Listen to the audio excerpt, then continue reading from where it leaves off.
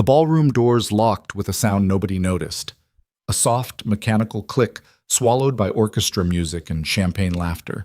Nobody noticed because nobody was looking.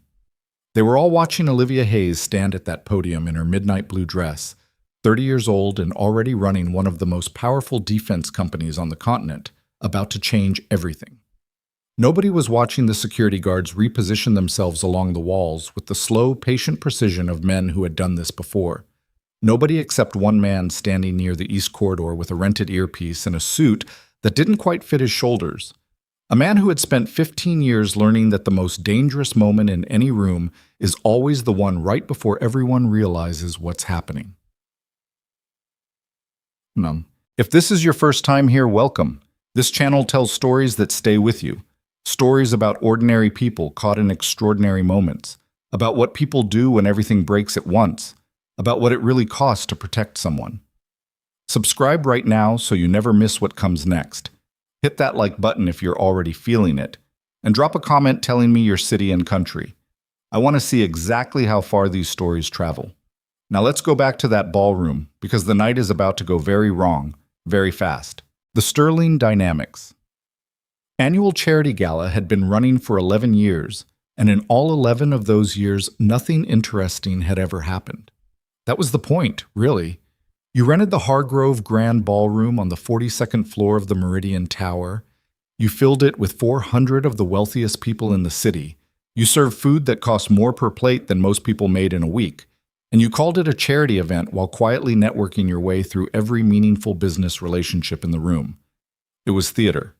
Expensive, well-lit, impeccably catered theater.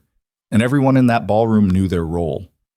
Olivia Hayes had been playing her role since 7 that evening.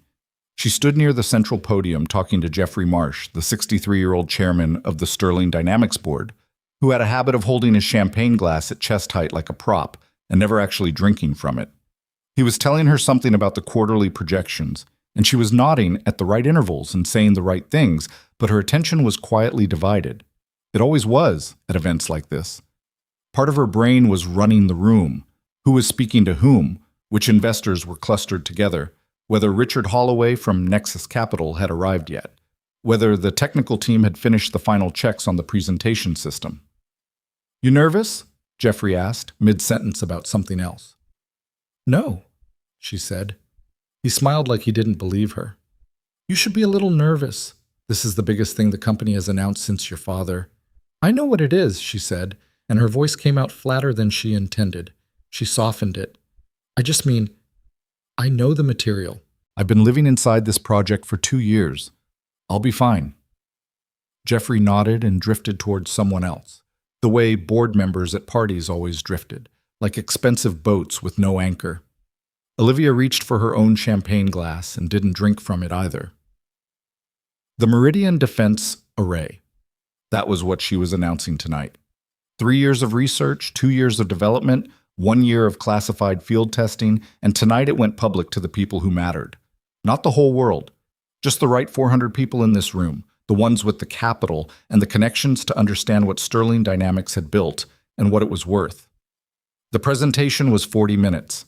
After that, the board would open the floor for a private Q&A, and by midnight, the company's valuation would shift in ways that would take the financial press 3 days to fully process. That was the plan. She checked her watch. 8:47. She had 13 minutes before she needed to be at the podium. She decided to make one more pass around the east side of the room. Nathan Brooks noticed her walking before he noticed much else about the evening. Not because she was the CEO, or because she was the most talked-about person in the room, or because her dress cost more than his truck. He noticed her because she walked like someone doing 2 things at once, moving through the crowd while also reading it, tracking it, processing it. He recognized that particular kind of attention. He'd spent a long time developing it himself. He was standing near the East Corridor exit with a plastic cup of water he'd gotten from a passing server and hadn't touched. His earpiece was in his left ear. His radio was clipped to his belt. His suit was a charcoal gray he'd borrowed from his neighbor Paul because his own dress clothes were a full size smaller than he was now, and he hadn't wanted to buy a new one for a one-night job that paid $300. $300. That was the number that had gotten him here. He'd done the math 3 different times the week before, standing in his kitchen while his daughter Emma did her homework at the table behind him. The furnace service was coming up. Emma's field trip cost $42, and the school needed it by Friday. He had a gap in his regular contracting schedule, took 2 weeks of nothing between jobs, and the posting through the temp security agency had been straightforward enough. Corporate event. One night, black tie venue. Crowd management, not threat response. Show up, wear the suit, stay visible, don't cause trouble. He'd called his neighbor Carol to stay with Emma, confirmed the pickup time for the morning, and written a note on the kitchen whiteboard. School at 8:15.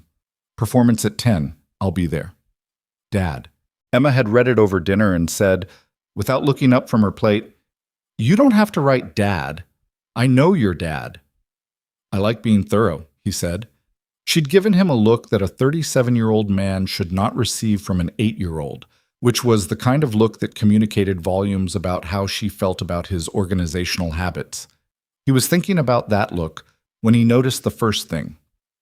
The guard near the service entrance, a tall man with close-cropped hair named Dietrich, according to the check-in sheet they had all signed that afternoon, had shifted position. It wasn't a dramatic move. Nobody in the room would have clocked it. But Dietrich had been standing at a 45-degree angle to the door for the past hour, facing outward, which was the right orientation for crowd monitoring. Now he was facing inward, toward the center of the room, toward the podium. Nathan let his gaze drift without turning his head. Dietrich wasn't alone in that shift. Across the room, near the north exit, Caulfield, another contractor from the same agency, someone Nathan had exchanged maybe 6 words with during the afternoon briefing, had done the same thing, turned inward, subtly. The kind of subtle that would read as nothing to the guests, because the guests weren't trained to notice it. Nathan set his water cup on the nearest surface and began doing what he was good at, which was looking at a room the way a problem needed to be solved, systematically, without emotion, one data point at a time. He counted 6. 6 of the 14 temporary contractors had repositioned themselves in the last 20 minutes, and when he mapped their locations in his head, he felt something cold and specific settle in his chest. It wasn't anxiety, it was recognition. The 6 of them formed an irregular perimeter around the central area of the ballroom, the podium, the demonstration table, the place where Olivia Hayes would be standing in 11 minutes. That wasn't crowd management. That was containment. He reached for his radio and pressed the call button. Unit 7 to Central. Need a status check on contractor team assignments. Static. Then, copy Unit 7. What's your query? Can you confirm authorization codes for contractors Dietrich and Caulfield? I'm getting inconsistent positioning on my end. A pause. Too long. Hold on. Unit 7. The line went quiet in a way that wasn't technical difficulty. Someone had cut the channel. Nathan put the radio back on his belt and stood very still for 3 seconds, which was the amount of time he allowed himself to process a situation before deciding what to do about it. He thought about Emma at home doing whatever 8-year-olds did at 9 o'clock, probably reading past her bedtime with the flashlight she thought he didn't know about, or watching something on the tablet he'd told her to put away an hour ago. He thought about the note on the whiteboard. He thought about $300 and the furnace service and the school field trip. Then he started walking toward the podium. He didn't walk fast.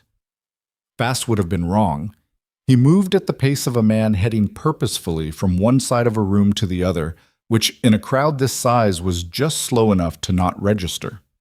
He kept his posture neutral. He didn't look at the 6 men. He watched them in his peripheral vision the way you watch traffic from the corner of your eye.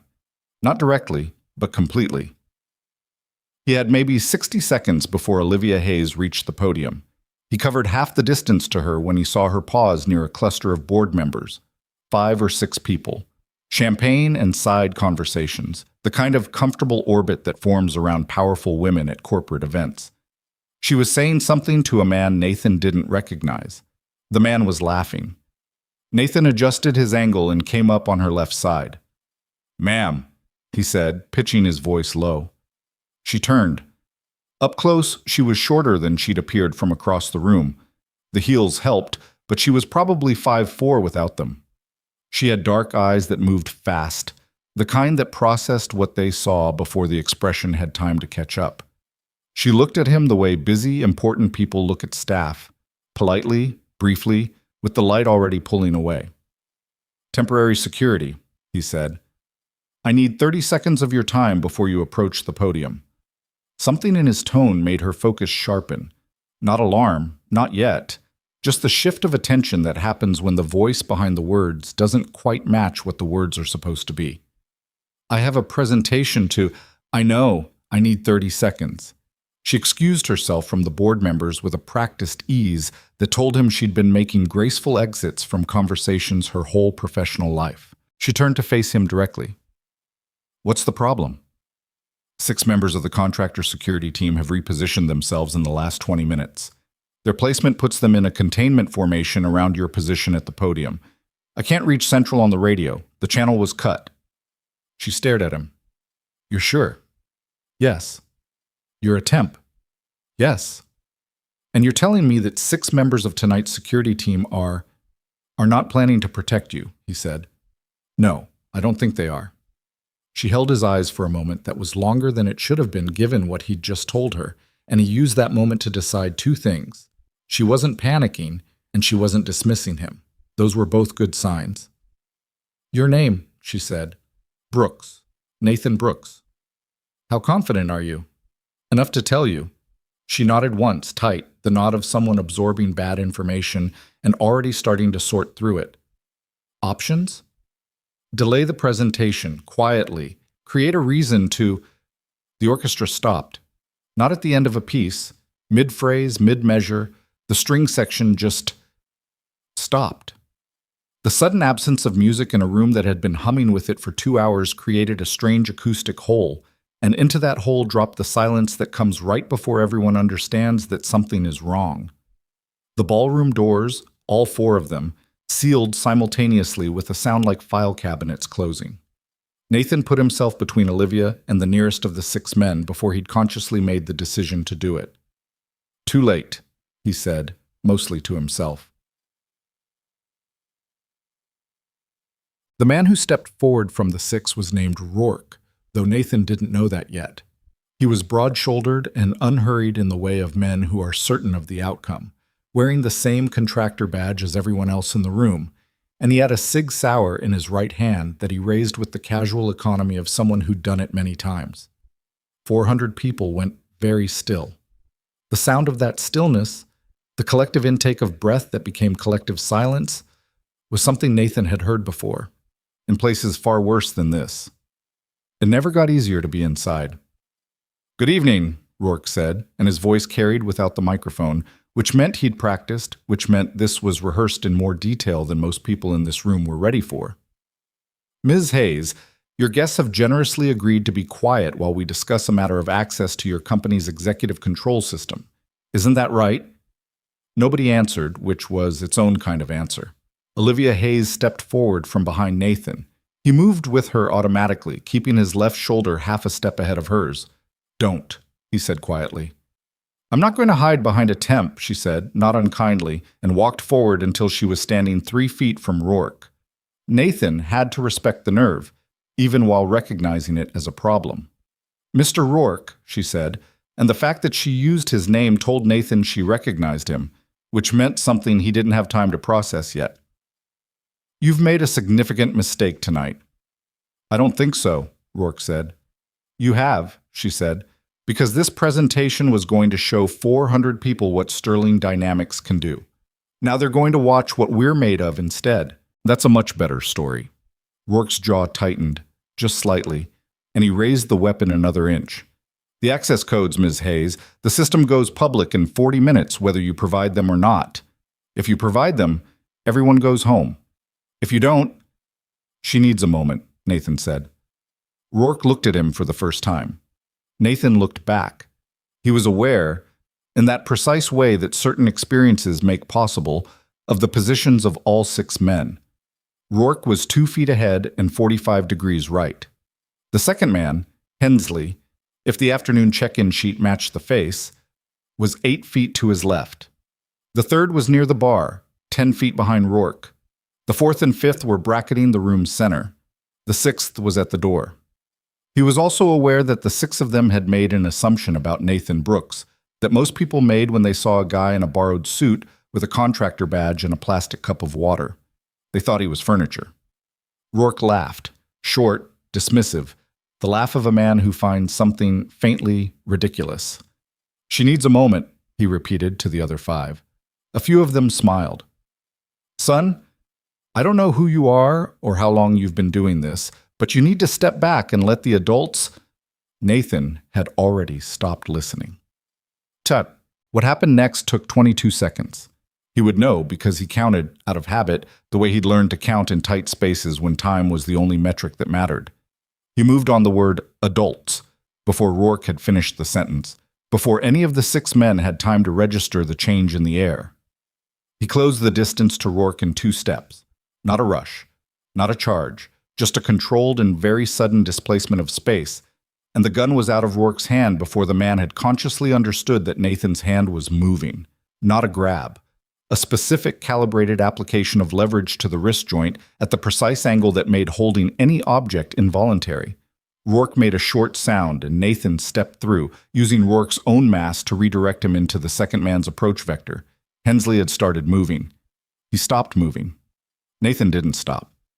The third man, the one by the bar, was bringing his weapon up and Nathan was already moving laterally, the trajectory of the shot intersecting with empty space. And he closed on the third man with the specific unhurried efficiency of someone who had spent years learning that speed was less important than precision and positioning. The fourth and fifth men made the mistake of trying to converge. In a room with 400 terrified civilians, converging toward a single target created exactly the kind of crossfire risk that professional security training is supposed to prevent. Nathan used that mistake the way he used everything, as information. He found the angle that put one man between himself and the other, and he worked from there. The sixth man, at the door, hesitated. That hesitation cost him 22 seconds. 6 men were on the ground, none of them unconscious, none of them seriously injured, all of them very comprehensively neutralized. And the ballroom was so quiet that Nathan could hear his own breathing, which he was controlling carefully because his left side was telling him something unhelpful about the ribs he'd caught on Hensley's elbow. He turned. 400 people were staring at him. Olivia Hayes was staring at him. He looked at his own hands for a moment, then looked up. "Is anyone hurt?" he asked the room. No one answered. "Guests, is anyone hurt? I need to know." A woman in the front cluster shook her head. Several others followed. He nodded and looked back at Olivia. Her expression was doing something complicated. The mixture of shock and recalibration that happens when the situation turns out to be entirely different from every version you'd mentally prepared for. "You recognized Rourke," Nathan said. "How do you know him?" She opened her mouth, closed it. Something moved across her face that wasn't fear so much as the specific cold arrival of a very bad realization. "He's not a contractor," she said. He works for us. He's on the internal security payroll. He reports directly to—" She stopped. "To who?" Nathan said. Before she could answer, his radio crackled. Not from the cut channel, from a different frequency, one he hadn't been assigned. A voice came through, measured and calm, the voice of someone managing a larger situation from elsewhere in the building. "Team 1, report. Team 1, we need confirmation the primary objective is secure. Team 2 is already moving on the server floor. Respond." Nathan looked at the 6 men on the ballroom floor, looked at the locked doors, looked at Olivia. The 6 men in this room weren't the operation. They were the distraction. The voice on the radio said it again. "Team 1, report." And this time there was an edge underneath the calm, the kind of edge that appears when a plan starts deviating from its timeline. Nathan turned the radio over in his hand. It was a different model from the ones the temp contractors had been issued that afternoon. Thinner, better range, the kind of hardware you didn't get from a staffing agency. He looked at Olivia. "How many floors does Sterling Dynamics occupy in this building?" She was already ahead of him. 12 through 22. Server infrastructure is on 17 and 18. Access? Biometric plus executive keycard, both required simultaneously. She paused. Unless someone already has internal credentials. Nathan keyed the radio, said nothing, just held the channel open for 3 seconds, then released it. The voice on the other end went quiet. Someone smart enough to know that silence from Team 1 meant something had gone sideways. "They'll switch frequencies," Nathan said, clipping the radio back onto his belt. "We have maybe 4 minutes before whoever is running this realizes Team 1 is finished and adjusts."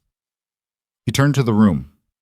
400 people in various states of shock, some gripping each other's arms, some frozen mid-step toward exits that wouldn't open.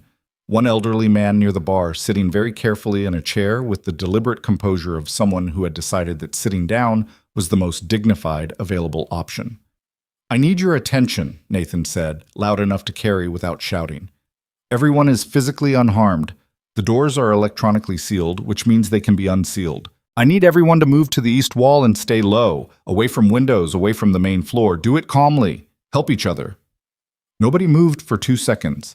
Then a woman in a silver dress near the center of the room took 2 deliberate steps toward the east wall, and that single act of motion broke whatever had locked everyone in place.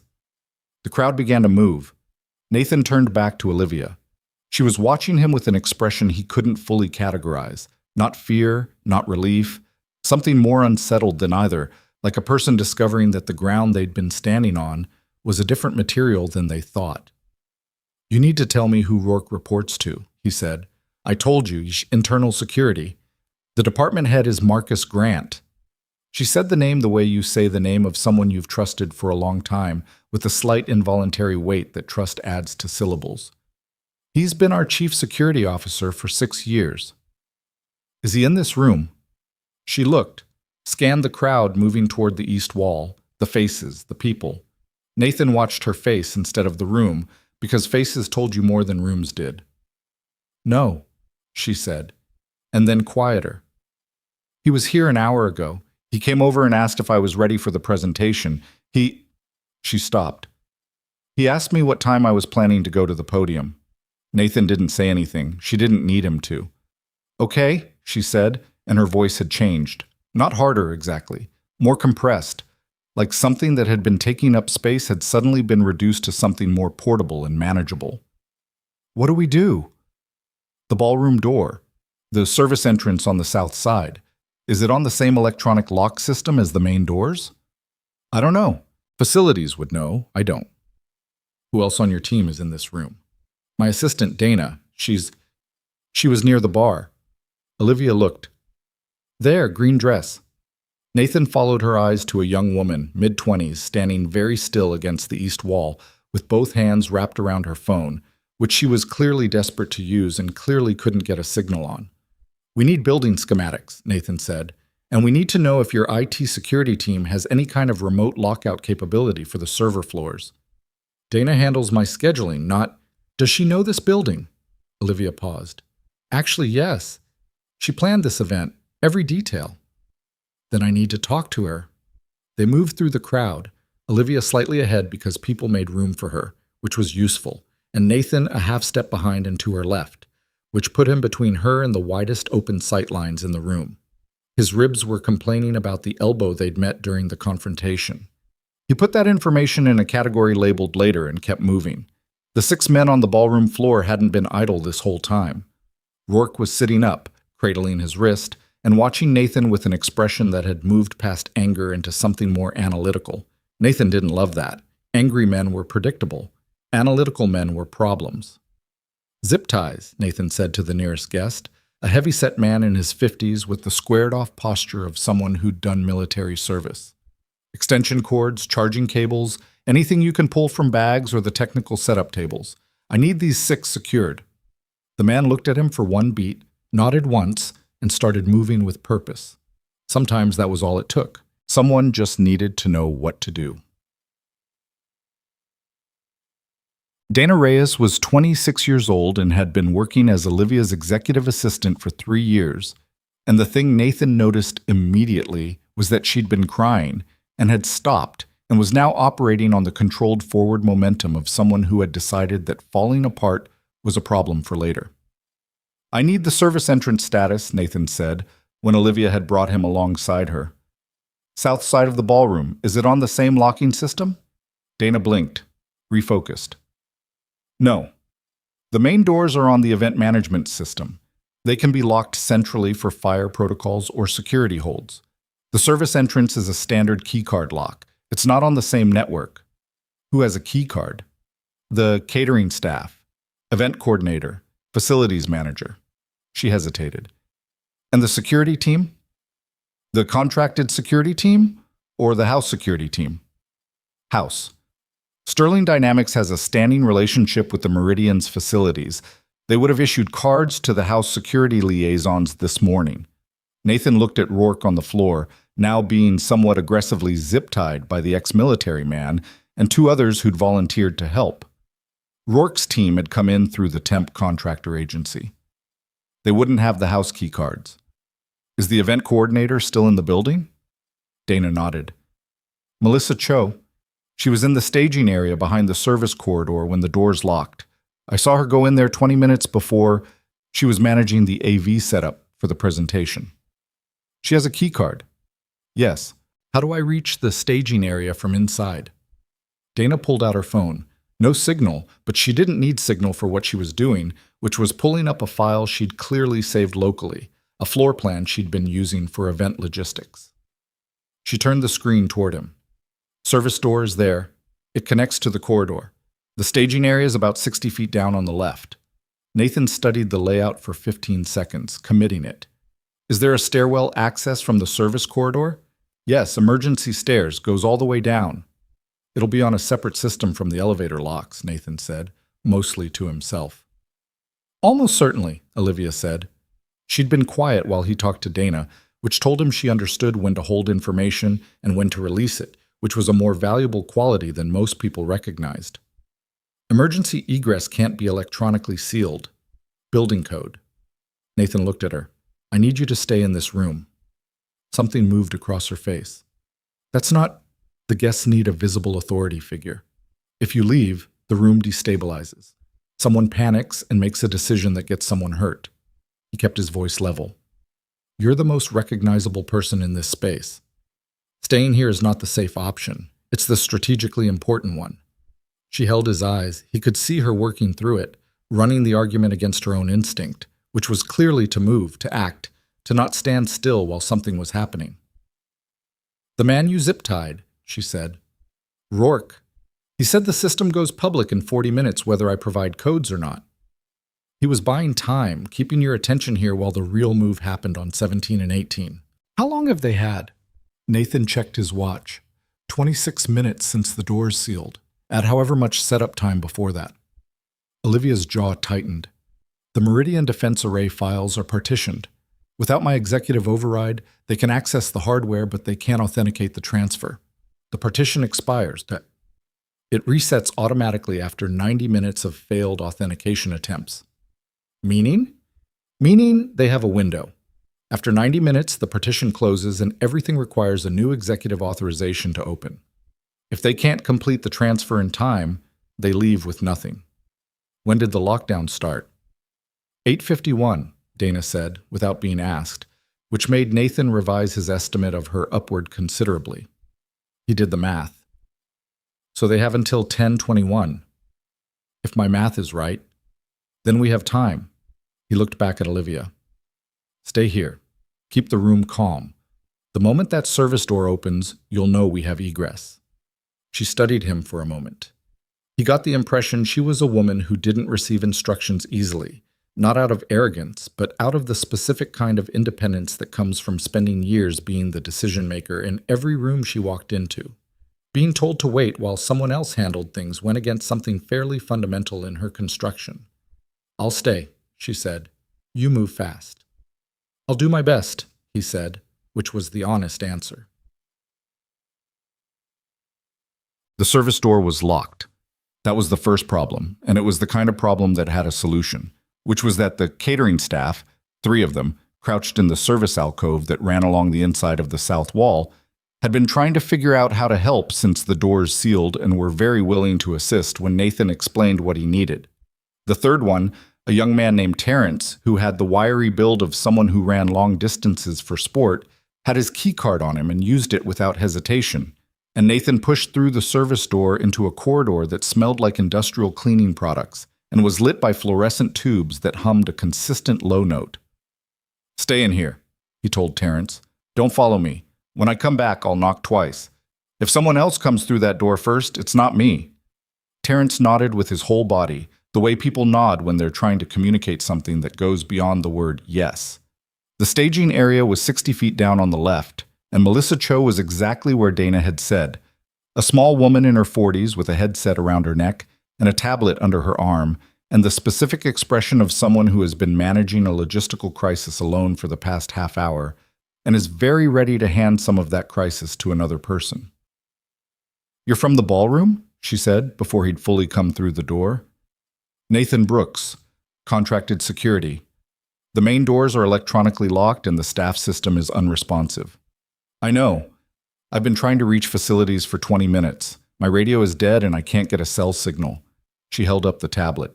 "I have the building's event management interface, but I don't have override clearance for security holds." "I don't need you to open the ballroom.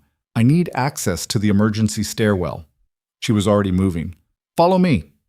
The stairwell door was at the end of the corridor, heavy fire door, push bar, exactly where Dana's floor plan had shown it. Melissa put her card against the reader, and the light went green, and Nathan pushed through into concrete and echoing space and the smell of dust and metal. He stood at the top of the stairwell for a moment and listened. Below him, somewhere in the vertical distance, he could hear footsteps. Not one person, multiple, moving upward. He processed that for exactly 2 seconds. Not the team on 17 or 18, because they'd be going down after the servers, not up. And then understood, a third team. Someone had planned for the possibility that the ballroom containment would fail. He started down the stairs, moving quietly, keeping to the inside of the stairwell where his footfall would be absorbed by the wall. He met them on the 38th floor landing, 2 men, moving fast, earpieces in, the kind of physical readiness that said training, not just gym time. They had the momentary advantage of seeing him first around the bend of the stairwell, but he had the advantage of already knowing approximately where they were, which meant he was moving before they finished processing what they were looking at. The first man was halfway through a reach for his sidearm when Nathan closed the distance and made that reach impossible with the efficient finality of someone who had spent a significant portion of his adult life learning how to make specific things impossible in very short time frames. The man went down hard against the concrete wall and stayed there. The second man was better, faster. He got his hands up and got real resistance into the exchange in a way that told Nathan this wasn't just hired muscle. This was someone with specific hand-to-hand training, someone who had probably been through a program not entirely unlike the programs Nathan had been through, which made the whole thing more honest, in a grim way, and more physical. And Nathan's ribs registered their objection loudly. It took longer. Maybe 45 seconds, which in a stairwell felt long. Nathan was breathing harder when it was over than he wanted to be, and he stood for a moment with one hand against the wall taking stock of the damage, which was 2 cracked ribs probably, nothing structural, manageable, and a cut above his left eye from the second man's elbow that was bleeding in the annoying way that cuts above the eye always bleed, which was freely and onto things. He took the second man's earpiece and put it in his own ear.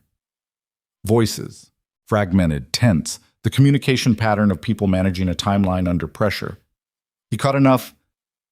17 is clear, transfer initiated, authentication loop running. We need 12 more minutes. 12 minutes? He went down the stairs at a pace that his ribs had opinions about and that he ignored. Mount. The 17th floor was nothing like the ballroom. It was functional, institutional, drop ceilings, gray carpet tiles, the particular fluorescent quiet of a space designed for infrastructure rather than people. The server room was behind a reinforced door at the end of the main corridor, and the corridor was not empty. There were 2 men outside it, and they saw him coming, and the next 40 seconds were not elegant. Nathan had stopped caring about elegant around the 38th floor landing. He cared about outcomes, and the outcome he needed was access to that server room, and he got it, though his left side was communicating increasingly urgent messages that he continued to defer. The server room itself was cold and loud with the white noise of cooling systems, racks of equipment floor to ceiling, and 3 men working at 2 separate terminals with the focused efficiency of people on a clock. Equipment bags open on the floor, external drives connected. 1 man watching the door who turned when Nathan came through it and had the briefest expression of disbelief, "This can't be right," before Nathan closed the distance. 2 of the 3 went down cleanly. The third was physically large and made it complicated, and Nathan's ribs went from manageable to seriously unhappy during the process. But the outcome didn't change, and when it was over, Nathan was standing in a cold server room with his hand pressed against his left side and blood dripping off his chin from the cut above his eye onto the gray floor tile. He looked at the terminals. The transfer was at 63%. He didn't know enough about the specific system to safely interrupt it. Pulling the drives wrong could corrupt the data on either end, which might or might not be the right outcome depending on what Olivia's IT people needed for forensic recovery. He looked for a network isolation option, found what looked like a physical kill switch for external network access on the panel beside the main rack, and flipped it. The transfer progress bar stopped at 63%. He stood there for a moment listening to the cooling systems and his own breathing and the muffled sound of what might have been someone in the corridor and might have been building noise. 63% of nothing usable, he figured, was better than 100% of something. He pulled out the external drives carefully, pocketed them, and leaned against the cold server rack for a moment in a way that wasn't entirely voluntary. His watch buzzed. An alarm he'd set 3 days ago. He looked at it. It wasn't an alarm. It was a voice memo. Emma's voice, because she'd gotten into his watch while he was doing dishes last Tuesday and recorded something which he'd discovered afterward and hadn't deleted because he hadn't. "Daddy, don't forget tomorrow is my performance at school. The 10 o'clock one, not the 2 o'clock one. Miss Patterson says the 2 o'clock is for parents who work, but you said you'd come to the 10 o'clock. Don't forget, okay? Don't forget." And then, after a brief pause in a slightly different tone, "Also, I finished my math homework and it was easy. And you said if it was easy, that means I should do extra pages, but I didn't. Bye." Nathan exhaled slowly. He straightened up from the server rack with the specific, effortful deliberateness of a man who has somewhere to be and intends to get there regardless of what his ribs think about it. He needed to reach the ballroom. He needed to get those doors open, get those people out, and then he needed to get whoever was running this operation from somewhere inside this building, because whoever it was, they were still in this building, and they still had a communications network running, and they weren't done yet. He just didn't know, not yet, how deep it went, or how high, or how close to the person who had been trusting the wrong man for 6 years without knowing it. He pushed off the server rack and went back out into the corridor, stepping over the large man who was going to have a significant headache in about 20 minutes, and he started back toward the stairwell.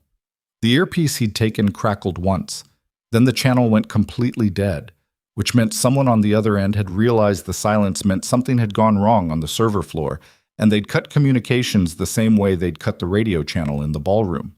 Nathan climbed. His ribs climbed with him, arguing the whole way. By the time he reached the 40th floor corridor and went through the staging area and knocked twice on the service door, Terrence opened it before the second knock had fully landed, and pushed back into the ballroom. He was bleeding on his shirt collar and moving with the slightly careful quality of someone managing pain they've decided not to be managed by. The room registered him immediately. Not applause, not relief. Just the collective attention of 400 people who had been waiting and now saw something return that they hadn't been certain would. He found Olivia across the room, near the east wall where she'd apparently been moving between clusters of guests, in the way that people in authority move through crisis situations, not pacing, not performing calm, but actually providing it, which was different and harder. She saw him and crossed toward him with a speed that suggested she'd been watching the service door. "You're bleeding," she said. "Yes." "Did you?" "Server room is neutralized. Transfer stopped at 63%. I have the drives." He touched his jacket pocket. "The main team on 17 is down. There was a secondary team in the stairwell, 38th floor. I don't know if there are more." She looked at the cut above his eye, the way his left arm was positioned slightly away from his body. "You need to—" "The doors," he said. "We need to get these doors open. Your event coordinator, Melissa Cho, she has building access. She can get facilities on the emergency line from the staging area. I'll go to her directly. Olivia was already turning. Not alone. She turned back, gave him a look that was complicated, somewhere between irritated and something more honest than irritated. You can barely stand up straight, she said. I'm standing fine. You have blood on your collar and you're favoring your left side. I'm favoring it slightly. Nathan. It was the first time she'd used his name. The way she said it didn't sound like she was talking to a contractor. It sounded like someone talking to a person. Tell me what I need to do. I'll do it. You sit down. He looked at her for a moment. In all the years he'd spent doing what he did, the years he didn't talk about, the years he'd packed away when Emma was 2 and the world had turned into a version of itself he couldn't keep living inside. He'd worked with a lot of people who considered themselves capable of handling pressure. Most of them were right, but capability under pressure looked different on different people. And what it looked like on Olivia Hayes was a specific, undecorated steadiness that he hadn't entirely expected from a 30-year-old CEO at a charity gala, and that he found himself, against his own inclinations, relying on. Go to the staging area, he said. Find Melissa Cho. Tell her to contact facilities through the emergency building line. Not the event management system, the physical emergency line. Have them release the security hold on the main doors from the master panel in the basement. That's separate from whatever system was used to seal them. And I'll keep the room stable. She held his eyes for a moment. Can I trust you? She asked, and it came out plainly, without performance, the way people ask questions they actually need answered. He thought about that for half a second, not because he was uncertain of the answer, but because the question deserved the weight of a real answer rather than an automatic one. I got $300 for tonight, he said, and I'm going to be at my daughter's school performance at 10 tomorrow morning. Between now and then, yes. You can trust me. Something shifted in her expression. She almost smiled, but the situation was too wrong for it to land fully, so it stayed at the edges of her face and was, Nathan thought, more honest for it. Okay, she said, and went. He stood in the center of the ballroom, surrounded by 400 people who were watching him with the particular attention of people who have recently been very afraid and are now calibrating how afraid to still be. And he pressed his left hand lightly against his side and breathed carefully and waited. On the floor, Rourke was watching him too. Nathan met his eyes once. Rourke looked away first. 11 minutes later, the ballroom doors opened. What had started as the most important night of Sterling Dynamics' fiscal year had become something else entirely. Something Nathan didn't have language for yet. Something that wasn't finished, because the man whose voice he'd heard in pieces on that stolen earpiece, the man who'd been asking Team 1 to report from somewhere else in this building, the man who'd known exactly when Olivia was going to reach the podium and had asked her himself an hour before it happened. That man wasn't in the stairwell, wasn't in the server room, wasn't zip-tied on the ballroom floor. He was still out there.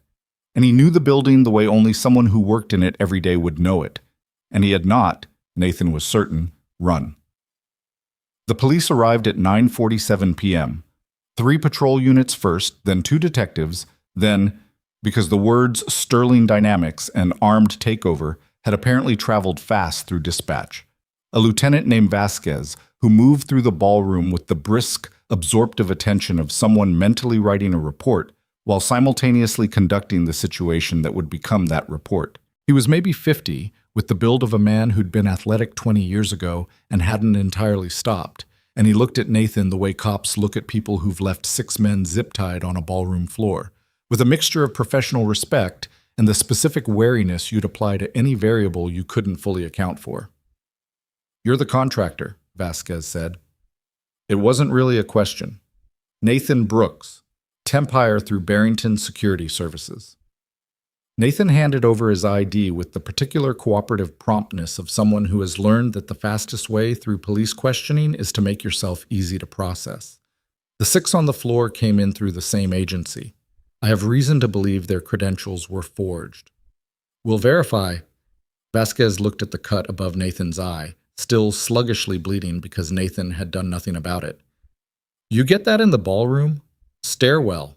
Vasquez's eyebrow moved slightly. What were you doing in the stairwell? Stopping the secondary team from completing a server breach on the 17th floor. Nathan reached into his jacket pocket and produced the external drives he'd pulled from the terminals. Transfer was running when I got there. I isolated the network and pulled these. 63% complete. I don't know if that's recoverable data or not. Your forensics people will need to look at it. Vasquez took the drives and stared at them for a moment with the expression of a man recalibrating the scale of what he'd walked into. How many on the secondary team? 3 on 17, 2 in the stairwell. There may be others I'm not aware of. And the primary target? He glanced toward Olivia, who was 20 feet away talking to 2 other officers with the focused intensity of someone providing a detailed statement rather than a traumatized account. The CEO is unharmed. Vasquez nodded slowly. He looked at Nathan for another few seconds in that measuring way. You're going to need to come in and give a full statement. I know. I'll come in tonight if you need it. I need to be at my daughter's school by 10 tomorrow morning. Vasquez looked at him. Your daughter's school? She has a performance. Another pause. Mr. Brooks, Vasquez said, with the tone of a man choosing his words carefully, you just neutralized 9 armed individuals and stopped what appears to be a multi-million-dollar corporate espionage operation. And your primary concern right now is the 10 o'clock performance? Yes. Nathan kept his face neutral. She's been practicing for 3 weeks. I told her I'd be there. Vasquez looked at him for one more second. Then something at the corner of his mouth moved in a way that wasn't quite a smile but was adjacent to one. Statement can wait until morning. Be at the precinct by 8. I'll be there at 7:30, Nathan said. Olivia found him 15 minutes later, sitting on the edge of the demonstration table, which was still set up exactly as it had been for a presentation that had never happened, with a first aid kit that Dana had located somewhere and pressed into his hands with the specific insistence of someone who had decided that taking care of logistics was the most useful thing she could do with the adrenaline still running through her system. You should let someone look at that, Olivia said, nodding at the cut. I'm looking at it. You're holding a gauze pad against it and hoping for the best. That's a form of looking at it. She sat down on the edge of the table, not across from him but beside him, which surprised him slightly. She had the kind of posture that suggested she'd been told to sit up straight her whole childhood and had internalized it to the point where it was just how she was built, but she looked tired in a way that good posture couldn't fully conceal. There were thin lines at the corners of her eyes that hadn't been there 2 hours ago. Vasquez says you gave him the drives, she said. Kept copies of the serial numbers. Your IT forensics team will want chain of custody documentation. Already called our CTO. He's on his way in. She paused.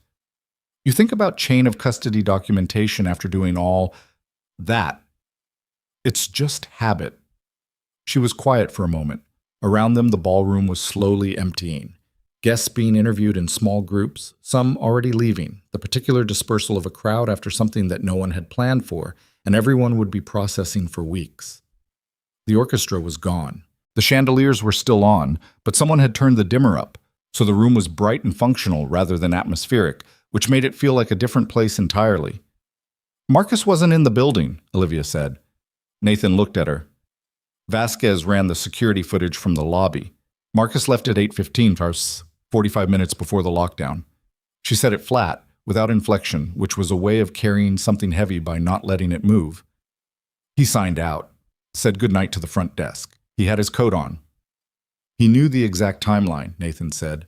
He built the timeline. She turned the statement over like something she was testing the weight of. 6 years. He managed our security protocols, our contractor relationships, our building access credentials. He designed the system that Team 1 used to seal the ballroom. He had working copies of every access card in this building. Nathan pressed the gauze against his eyebrow and said nothing. The thing is, she continued, he was good at his job, genuinely good. I never had a reason to... She stopped. Tried again. He flagged 3 legitimate security breaches in the past 2 years. Both times he handled it before it became a public problem. I trusted him because he'd earned it. Which is why he was valuable, Nathan said. You don't build an inside operation with someone you don't trust. You build it with someone everyone trusts. She looked at him sideways. That's not comforting. No, it's not supposed to be. He shifted the gauze. Someone funded this. Marcus is capable, but the equipment those teams had, the coordination, the forged credentials, that's organization money. There's a buyer somewhere. Someone who wanted the Meridian Defense Array badly enough to plan this for how long? The building access logs will tell us when the surveillance equipment was installed, she said. If there is any. There is, Nathan said. 2 cameras in the main corridor on floor 17. They weren't part of the original building system. Wrong housing, wrong mounting angle. They were watching the server room from inside. She turned to look at him fully. You noticed that while you were... I notice things. It's a problem sometimes. When did you... When I came through the corridor on the way to the server room. I filed it. He saw her expression. Not a problem right now. It'll be relevant when your IT team starts the internal audit. She stared at him for a moment with an expression he was starting to recognize. The look of someone who keeps recalibrating, keeps adjusting their understanding of a person based on new data, and is running into the experience of the data continuing to not run out. Who are you? She said. Not rudely. The way someone asks a question they genuinely don't have the answer to. Nathan considered how to respond to that, which was its own kind of answer, because there wasn't a short version that was also an accurate version. Tonight I was a temp, he said, before tonight. Before tonight is a longer conversation. He stood up from the table, which cost him something in the left side, and he kept his face even about it. Right now I need to talk to Vasquez about Marcus Grant's known associates and the question of where he went after he left this building. That can wait 15 minutes, Olivia said. He looked at her. Sit down, she said. Let me actually look at that cut. I did 2 years of pre-med before I switched to business. I'm not useless. Pre-med 20 years ago doesn't 8 years ago. I'm 30. A slight edge in it. Sit down, Nathan. He sat down.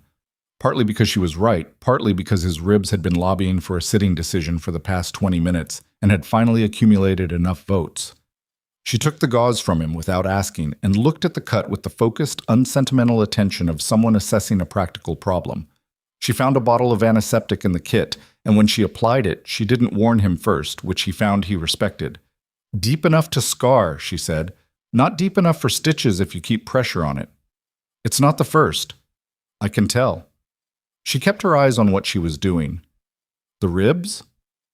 Bruised, maybe cracked. Nothing structural. You can't know that without imaging. I've had cracked ribs before. I know what they feel like. That's not actually how medicine works. I'll get them checked in the morning, after the precinct and before the performance. She was quiet for a moment, applying a butterfly closure to the cut with more precision than he'd expected. Her hands were steady. Not the careful steady of someone afraid to make a mistake, the natural steady of someone whose baseline state included a working relationship with their own nerves. The performance, she said. Your daughter. Emma. She's 8. What's the performance? End of term thing, songs, some kind of choreography. She described it as, quote, mostly just standing in a line and hoping nobody forgets the words. Olivia's mouth curved. It was the first real version of it he'd seen all night. She sounds pragmatic. She really is.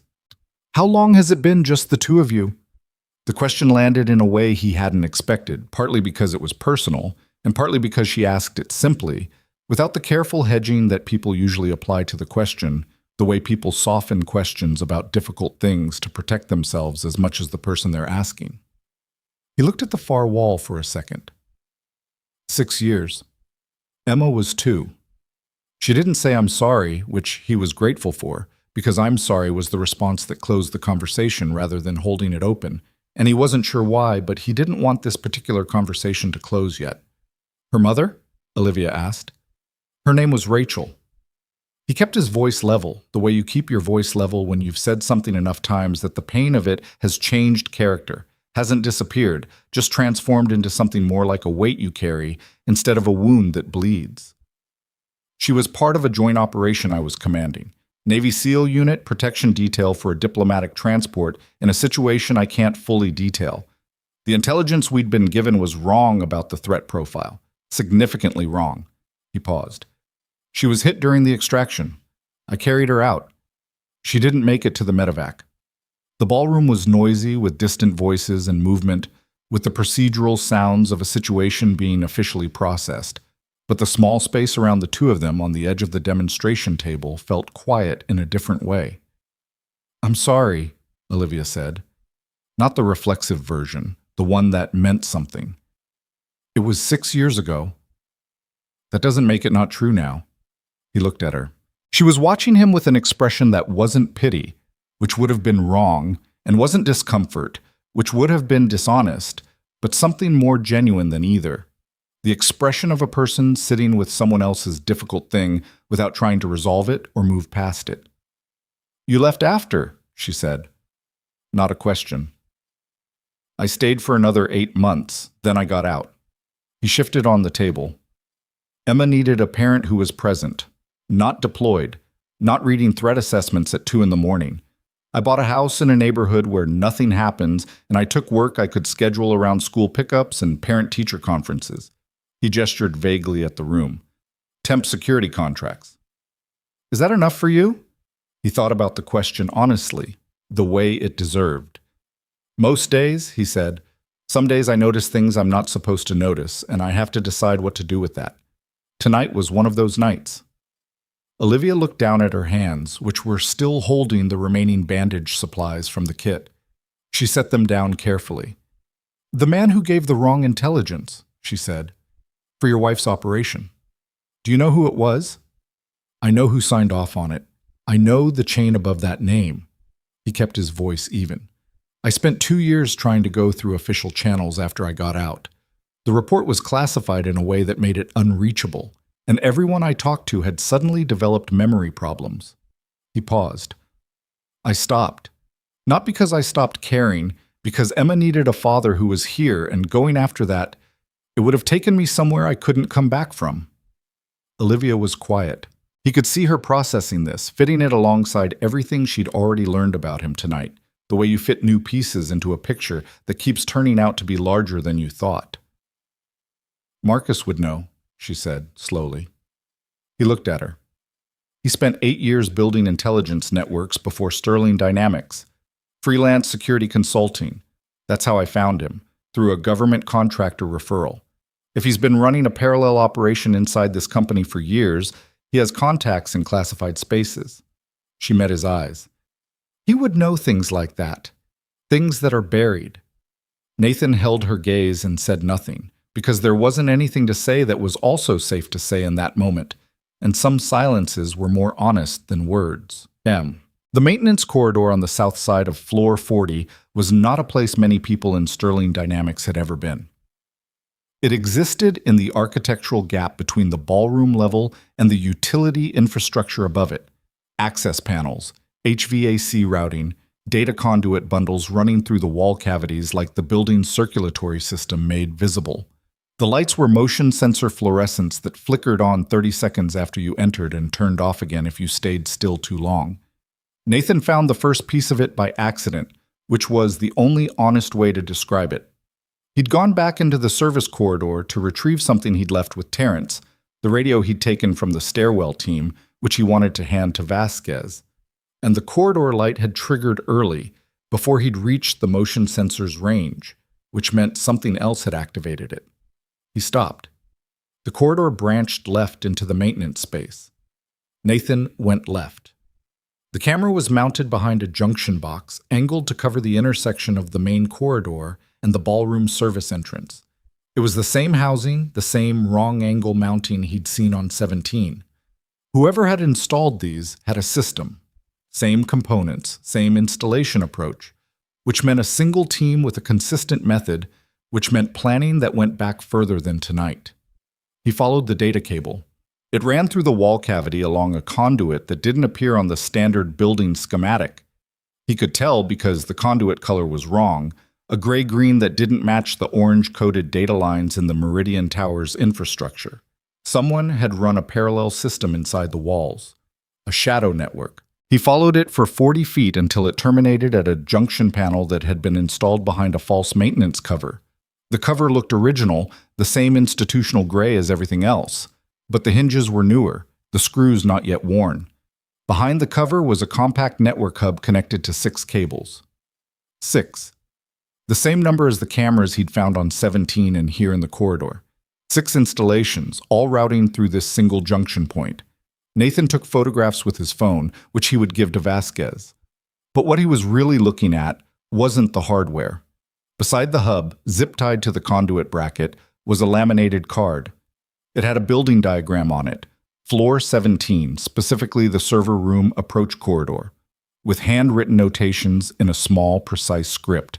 The notations included timing, access windows, a sequence that matched exactly the sequence the teams tonight had followed.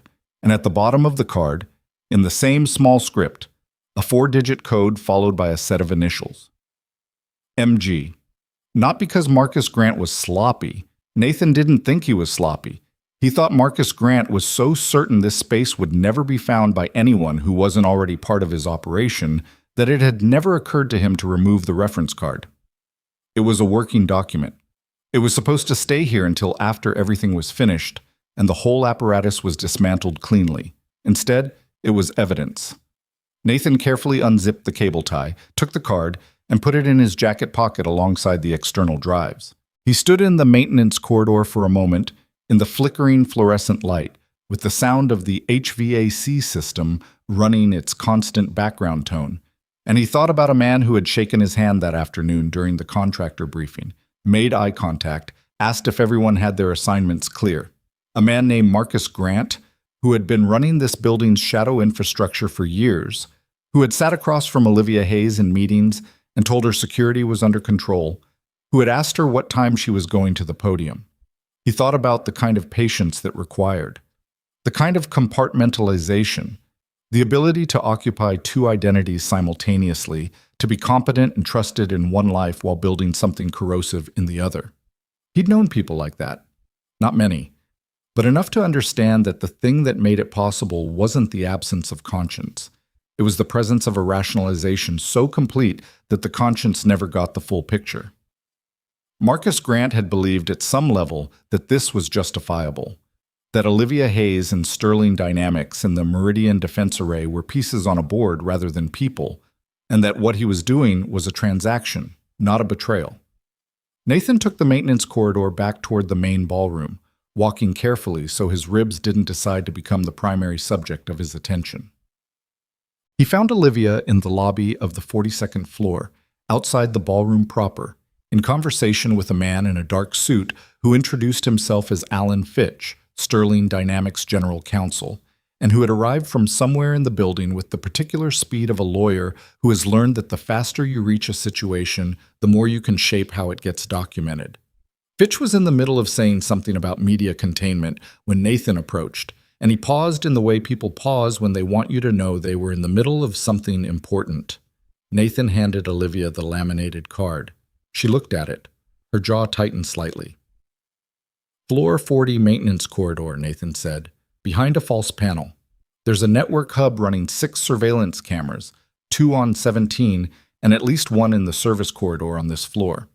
The cable routing doesn't appear on standard building schematics. Someone ran it in parallel, probably during a period when Marcus Grant would have authorized building maintenance access. Fitch took the card and looked at it. His expression went through several revisions in quick succession. We need to get our forensic team. Tell Vasquez, Nathan said. He needs to know before anyone moves anything. Chain of custody. Fitch blinked. Yes, of course. He looked at Olivia in the way lawyers look at clients when they want to signal that the situation has become significantly more complicated. Olivia, we need to discuss how we handle disclosure. I'm not handling disclosure tonight, Alan. The board will want a lot of things. Tonight I want the police to do their job, and I want to understand the full scope of what just happened inside this building. She looked at Nathan. How long has this been running? I don't know. The hardware in the maintenance corridor looked like it had been there for a while. The dust patterns around the junction panel. He paused. Your internal auditors will need to trace the network installation back through work orders and building access logs. But if I had to estimate, more than a year, possibly 2. Olivia absorbed that with the particular stillness of someone for whom the information is confirming a fear rather than introducing one. He had access to our development schedules, she said quietly. He sat in on security briefings for the Meridian Array project. He knew the testing timeline, the authentication architecture. He knew everything. She stopped. He would have known who to sell it to. That's what Vasquez needs to establish, Nathan said. The buyer is the top of this. Marcus is the mechanism. Someone commissioned it. Fitch had his phone out and was typing with focused urgency, the way lawyers type when they're simultaneously communicating with 12 people. Olivia looked at Nathan. In the lobby light, she looked different from the way she'd looked in the ballroom. More real, somehow. The event-ready polish of the earlier evening worn down into something that had more texture. The tiredness was visible now. She wasn't hiding it, which told him she'd made a decision at some point in the last hour to stop managing how she appeared and just be where she was. You said Marcus would know things, Nathan said. Things that are buried. She met his eyes. I need you to not tell me that, he said. What you said before, about his contacts, his intelligence networks. I need you to not put that in front of me as a thing that's available. She held his gaze steadily. Why? Because I'm aware of what I would be willing to do to get that information. And I don't trust myself to make a good decision about it in a room where I've got cracked ribs and my wife's name just came up in the same conversation as his name. The lobby was quiet between them for a moment. Fitch was on his phone, not listening. Olivia nodded once, slowly. Okay, she said. I won't. Thank you. For what it's worth, she said carefully, I think it says something about you that you know that about yourself. Or it says I've made that mistake before. That too, she agreed. Both can be true. He looked at the floor for a moment. Through the closed ballroom doors behind them, he could hear the ongoing procedural sounds of the police working the scene, voices, movement, the occasional radio burst. There's something else, he said. She waited. Marcus left this building at 8:15, 45 minutes before the lockdown. That's not the behavior of a man who expected failure. He left because he thought the operation was going to run clean, and he wanted distance. Nathan looked at her. But the operation didn't run clean. And now he knows it didn't, because the fallback communications he had with the teams are silent. And silent in this situation means one thing. He'll run, she said. He might already be running, and this is what I want Vasquez to think about tonight. He might not run because he has something more valuable than whatever was on those drives, and he's calculating whether it's worth using. Olivia's expression shifted. What does he have that's more valuable? He has what he knows, Nathan said. 6 years inside this company. Personnel files, security architecture, board communications, strategic plans. Information doesn't need a hard drive. He carries it. She was quiet for a moment, and in that quiet, Nathan could see something solidifying in her. Not resolve exactly, more like the specific clarity that arrives when a person fully understands the problem they're dealing with for the first time, without any remaining softening from surprise or disbelief. He's going to try to leverage it, she said. It's what I would do. If I were him, and I just watched the operation fail, and I had what he has in his head, I'd make contact, not with the police, with whoever commissioned this, and I'd tell them I'm still valuable. And if they agree, she said, they extract him. And if they don't, Nathan said, he has a problem. Neither of them said what the problem would look like. Some things didn't need to be said out loud to be understood. Fitch lowered his phone. Vasquez is outside. He wants both of you. Nathan straightened up carefully, and his ribs filed another complaint that he logged and deferred, and he followed Olivia Hayes toward the elevator. And somewhere below them in the 42 floors of the Meridian Tower, the police were moving through corridors and server rooms and maintenance spaces, assembling the pieces of something that had been built inside these walls while everyone was looking in other directions. And somewhere outside the building, in the city that was continuing its night without any awareness of what had happened in a ballroom on the 42nd floor, Marcus Grant was making a decision. Nathan didn't know yet what the decision would be, but he knew Marcus Grant was smart and patient, and that smart, patient men who have just watched years of careful work fall apart in a single evening didn't make small decisions. They made the only decision they had left. Vasquez had set up a temporary command post in the Meridian Tower's 41st floor conference room, one level below the ballroom, close enough to the active scene, but removed enough to think. A folding table had materialized from somewhere, covered in tablets and printed floor plans, and the particular organized chaos of a major incident investigation in its first 2 hours. Two detectives Nathan hadn't met yet were working phones in the corner. A crime scene technician was photographing the laminated card Nathan had retrieved from the maintenance corridor, handling it with the careful attention it deserved. Vasquez stood at the head of the table with a coffee he hadn't touched, and a look on his face that suggested the full picture had been coming in pieces for the past hour, and each piece was larger than the last. "Grant's vehicle is still in the parking structure," he said, when Nathan and Olivia came through the door. "Level B2. Hasn't moved." "He didn't drive," Nathan said. "No. Building cameras show him walking out the main entrance at 8:14. No luggage, no bag beyond his regular briefcase. He turned left on Meridian Avenue and walked out of frame." Vasquez set down the coffee. "We have units canvassing, but it's been nearly 2 hours.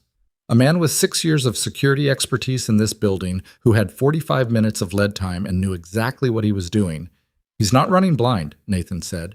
"He had an exit plan, someone waiting, or a route to a location he'd prepared in advance. He would have had multiple options staged." "That's what I'm thinking too." Vasquez looked at Olivia. "Ms. Hayes, we need a complete access audit of Grant's credentials going back 3 years minimum. Everything he could have reached. Personnel files, financial systems, classified project documentation." "Our CTO is already pulling it," she said. "He'll have a preliminary scope report in the morning. I need it by 6 a.m. "You'll have it." No hesitation. Nathan noted that. Some executives in a crisis talked about what their teams could do as approximations, as best guesses cushioned with qualifiers. Olivia stated it like a fact she was personally responsible for making true. Vasquez nodded and looked back at Nathan.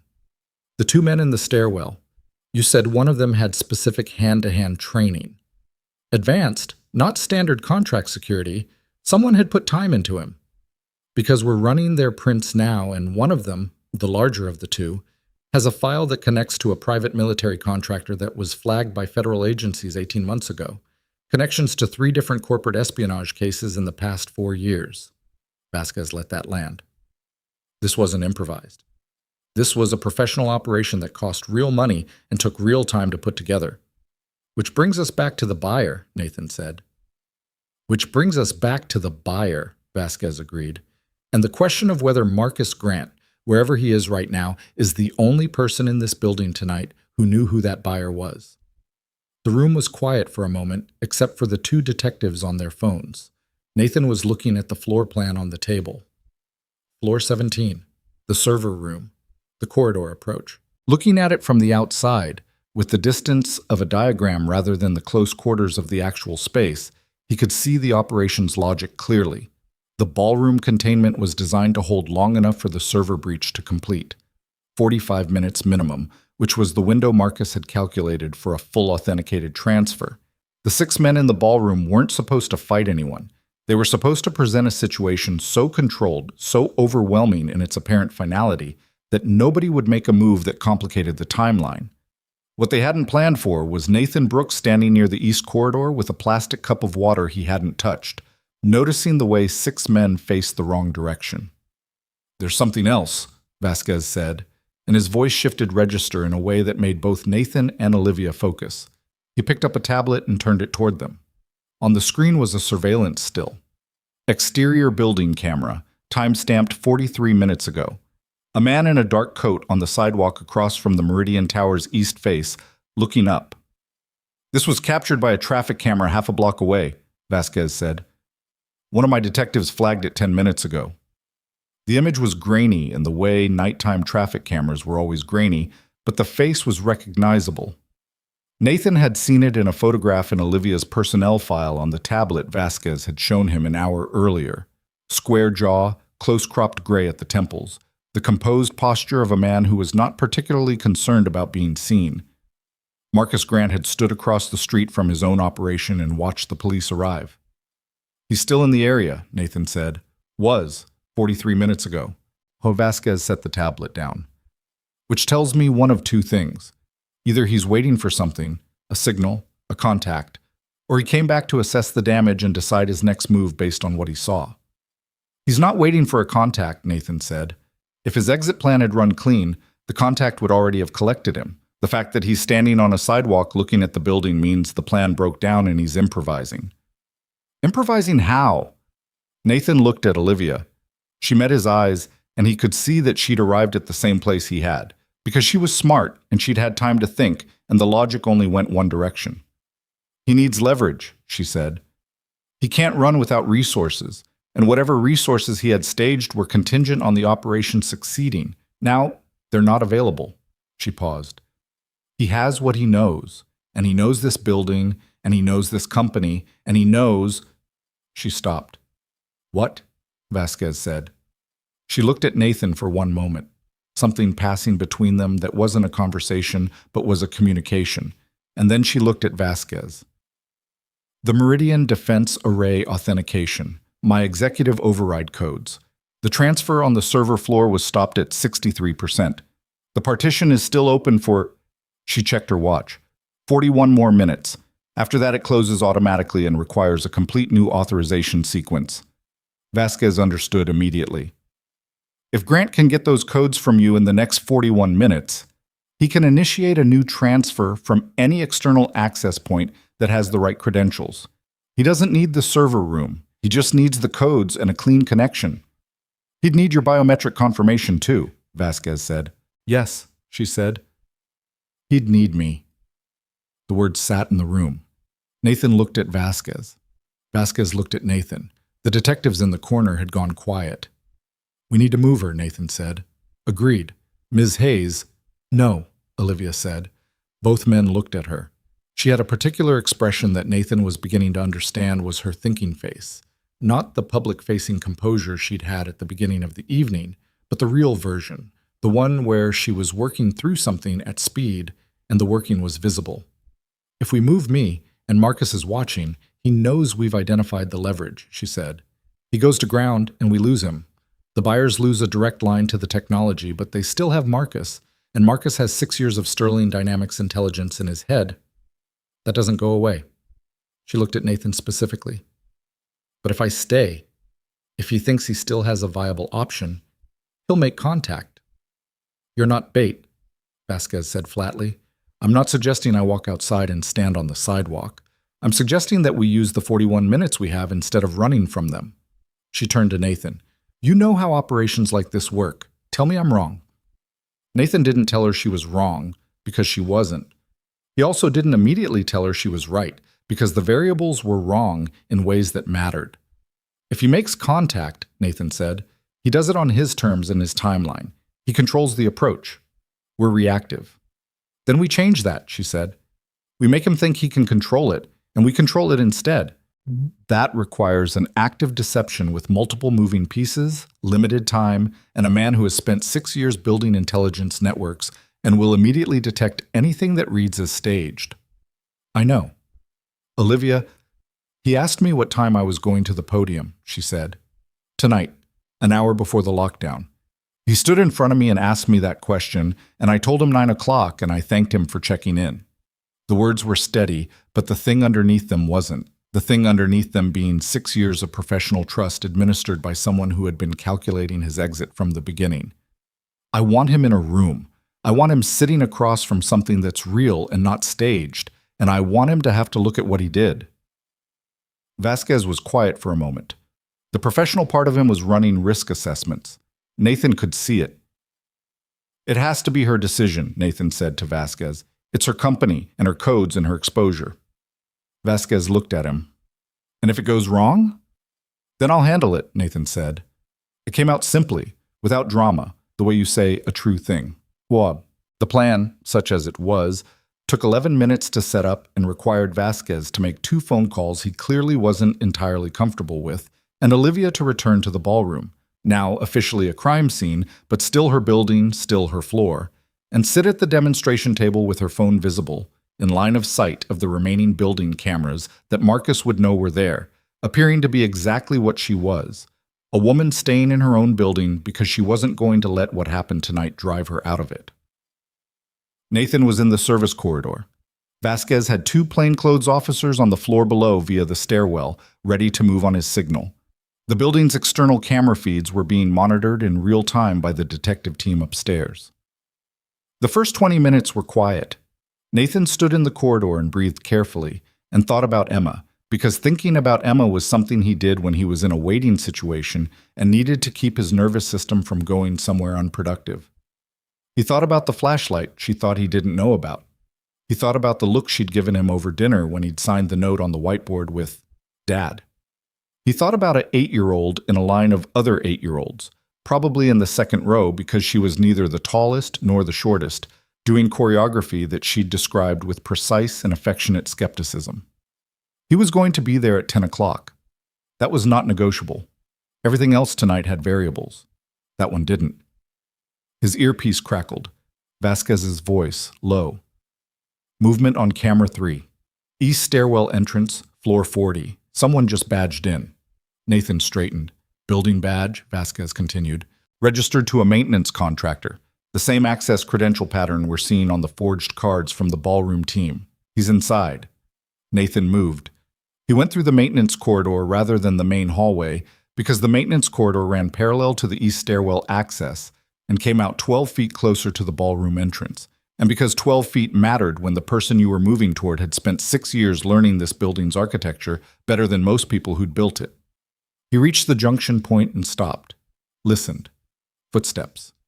Measured, not rushing. Someone who knew where they were going and wasn't afraid of the building they were moving through. Then a voice. Through the wall, thin partition between the corridor and the main hallway, clear enough to catch the shape of it. Olivia. And then after a pause, don't reach for anything. I'm not here to hurt you. I just need 10 minutes. Nathan held his position. He pressed the transmit button on his earpiece twice.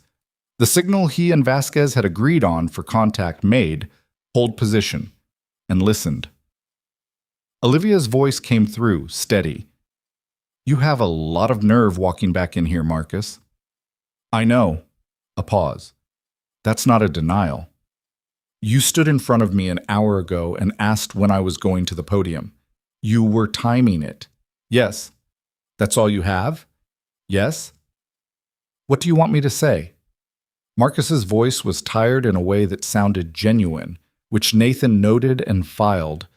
Genuine tiredness in a person in his situation meant he'd been running on operational focus for hours and was now in the phase where that focus had burned down to something more exposed. I'm not going to stand here and give you a speech about my reasons. You wouldn't believe it, and I don't think I'd mean it. Try me. A longer pause. Nathan could hear movement. Marcus shifting position, probably. The sound of someone who wasn't comfortable standing still. The company was going to sell the array to the wrong people, Marcus said. The board had 3 private meetings in the past 18 months that you don't know about. Jeffrey Marsh and 2 others. They've been in quiet negotiations with a buyer whose end-use intentions for that technology should alarm you. I put together a full intelligence picture on them 14 months ago and brought it to Marsh, and he buried it. 3 weeks later, I was told my security clearance within the project was being restricted. Silence.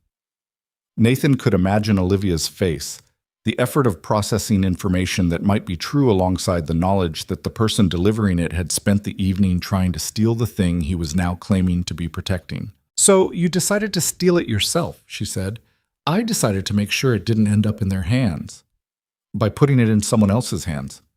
By removing it from an infrastructure that was already compromised by people you trust more than you trusted me. His voice had an edge now. Not anger, something more like the specific frustration of a person who believes their reasoning is correct and is finding it impossible to make that case. I was trying to... Stop, she said, quiet and absolute. Don't tell me what you were trying to do. Tell me where the buyer is. A pause.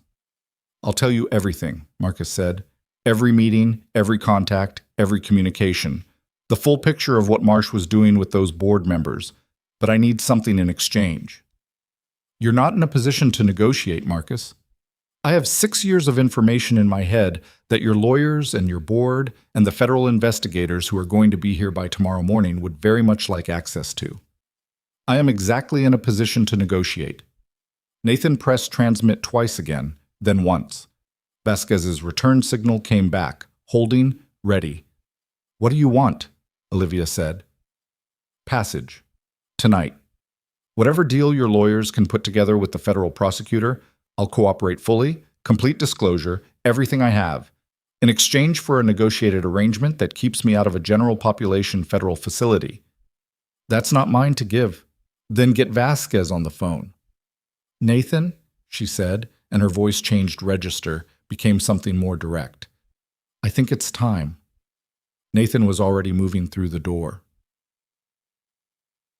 He came through the ballroom service entrance into the main space, and Marcus Grant was standing 8 feet from the demonstration table, a man of 52 who looked younger than that in the way of people who maintain themselves by habit, still in the dark coat from the traffic camera image.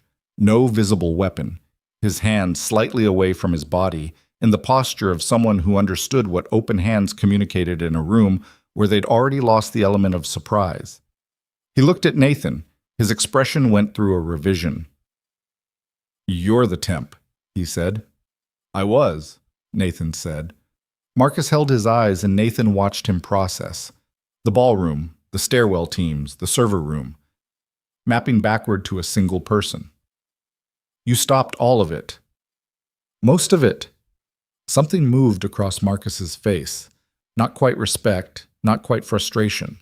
The expression of a chess player who has just identified the piece that cost him the game and is deciding how he feels about the quality of the move. "You were a contractor," Marcus said. "One night, $300. Why didn't you just stay out of it?" Nathan said. "Most people would have." "I noticed something I wasn't supposed to ignore. That's all." Marcus looked at him for another moment, then looked at Olivia. Then at the space between them where nothing physical stood but something else did, something Marcus was visibly assessing. "The police are in this building," Marcus said. "Yes," Nathan said. "Then this is already over." "Yes," Nathan said again. "It is." Marcus exhaled. One slow breath, the kind that means a person is arriving somewhere they'd been trying to avoid and have finally run out of road before it. But he wasn't done. Nathan saw it before Marcus moved. A shift in weight, a quality of decision in the eyes that preceded action, and then Marcus reached into his coat, not for a weapon, for a tablet. He brought it out and held it so Nathan could see the screen, which was displaying a transfer interface, an external connection, running on a mobile hotspot, already authenticated to the Sterling Dynamics executive partition. "I still have the window," Marcus said. His voice was different now, not tired anymore. The operational focus had come back. 14 minutes, and I have a secondary authentication key I built into the system 2 years ago. A backdoor that doesn't require your biometrics. He looked at Olivia. "I'm the one who designed your security architecture, Olivia. Did you think I didn't build myself an exit?" The room changed temperature. Nathan was 8 feet away. The tablet was in Marcus's left hand, right hand resting on the edge of it. If Nathan moved, Marcus could initiate the transfer in the time it took to cover 8 feet, and Nathan didn't know enough about the interface to know if a partial initiation was recoverable. "Then why are you showing it to me?" Olivia said. Her voice was exact. "If you have what you're saying you have, you walk out of here and use it. You don't stand in the middle of a crime scene and show me." Marcus looked at her. "You came back," she said. "You stood across the street and you watched the police arrive and you came back inside. That's not what someone does when they have a clean exit." She took a step toward him. "What do you actually want, Marcus?" His jaw moved. Something in his face that was trying to be hard about it and wasn't entirely succeeding. "I want you to understand that I wasn't wrong about Marsh," he said. "Everything I told you. It's true. The board meetings, the buyer, the buried report, that happened." "Maybe it did," she said. "And maybe if you'd come to me directly instead of building a shadow network inside my walls for 2 years, we could have done something about it together. You would have gone to Marsh. I would have investigated. He controls 3 board seats, Olivia. He would have killed it. You don't know that. I know how boards work. And I know how trust works," she said. "What you did tonight, the 6 men in the ballroom, the guests who were terrified, the people Nathan put himself between, you could have hurt someone. You nearly did. Whatever your reasons were, that's what actually happened. The tablet was still in his hand. Nathan was watching Marcus's fingers. They hadn't moved toward the screen. Put it down, Nathan said. Quietly. Not an order, more like an offer. The kind of quiet you use when you want to give someone a way to arrive at the right place without it feeling like defeat. Marcus looked at him again. Whatever's on that device, Nathan said, isn't worth what comes after. You know that. You've known it since you watched the police arrive and you still came back inside. He paused. You came back because part of you wanted it to be over. So let it be over. Something in Marcus's posture changed. A tension that had been structural rather than visible, the kind you carry for a long time, released itself in the span of a few seconds and left him looking his age for the first time. He set the tablet on the demonstration table. Nathan crossed the 8 feet and put his hand on it, and the moment he had it in his hands, he felt Marcus's full exhale behind him, the sound of someone who has been holding something unsustainable for a very long time and has finally set it down. He handed the tablet to Olivia without looking at the screen. She took it and immediately pressed the interface's kill switch, a physical button on the side she'd apparently identified the moment she'd seen it, and the screen went dark. Nathan pressed his earpiece. Vasquez, we have him. The next 4 minutes had the quality of organized inevitability. Vasquez through the main doors with his plainclothes officers, Marcus Grant cooperative in the specific way of a man who has made a decision and intends to see it through, Fitch appearing somewhere in the background already on his phone, the procedural machinery of consequence clicking into motion around a situation that had been in motion for hours. Nathan stood to one side and let it happen. His ribs had stopped arguing and settled into a steady ache that he'd learned to categorize as background information rather than an active problem. The cut above his eye had stopped bleeding at some point while he wasn't paying attention to it. He was tired in a way that was clean rather than complicated. The tired of having done a thing fully and arrived at the end of it. Vasquez cuffed Marcus efficiently, said the required words, and then looked over at Nathan with an expression that contained several things at once: respect and relief, and the particular look of a man who has seen a lot of situations end badly and is finding the experience of one ending otherwise somewhat disorienting. 7:30, Vasquez said. 7:30, Nathan confirmed. Olivia was talking to Fitch, a low, rapid exchange that had the shape of strategic decisions being made in real time, the kind of immediate planning that follows a crisis when you're the person who has to manage the morning after. She had the tablet under her arm and was gesturing with her free hand in the way of someone who is thinking out loud, and even in the specific exhaustion of 11:30 at night after the evening they'd both been through, she had the quality of forward motion, of a person whose next thought was always about what came next. Nathan sat down on the edge of the demonstration table. Not for dramatic effect, because his ribs had finally accumulated enough consensus votes. He checked his watch. The memo button was still lit. Emma's recorded voice still in the queue, the reminder he hadn't needed about the performance he wasn't going to miss. He didn't play it again. He didn't need to. He knew what it said. Olivia came over to where he was sitting. Fitch had moved off with his phone. The room had thinned out considerably. Marcus was gone. Vasquez's team moving efficiently. The ballroom returning to the strange stillness of a space where something large had happened and was now subsiding. She sat down next to him on the table, which was becoming something of a pattern. He had a back door, she said. He did.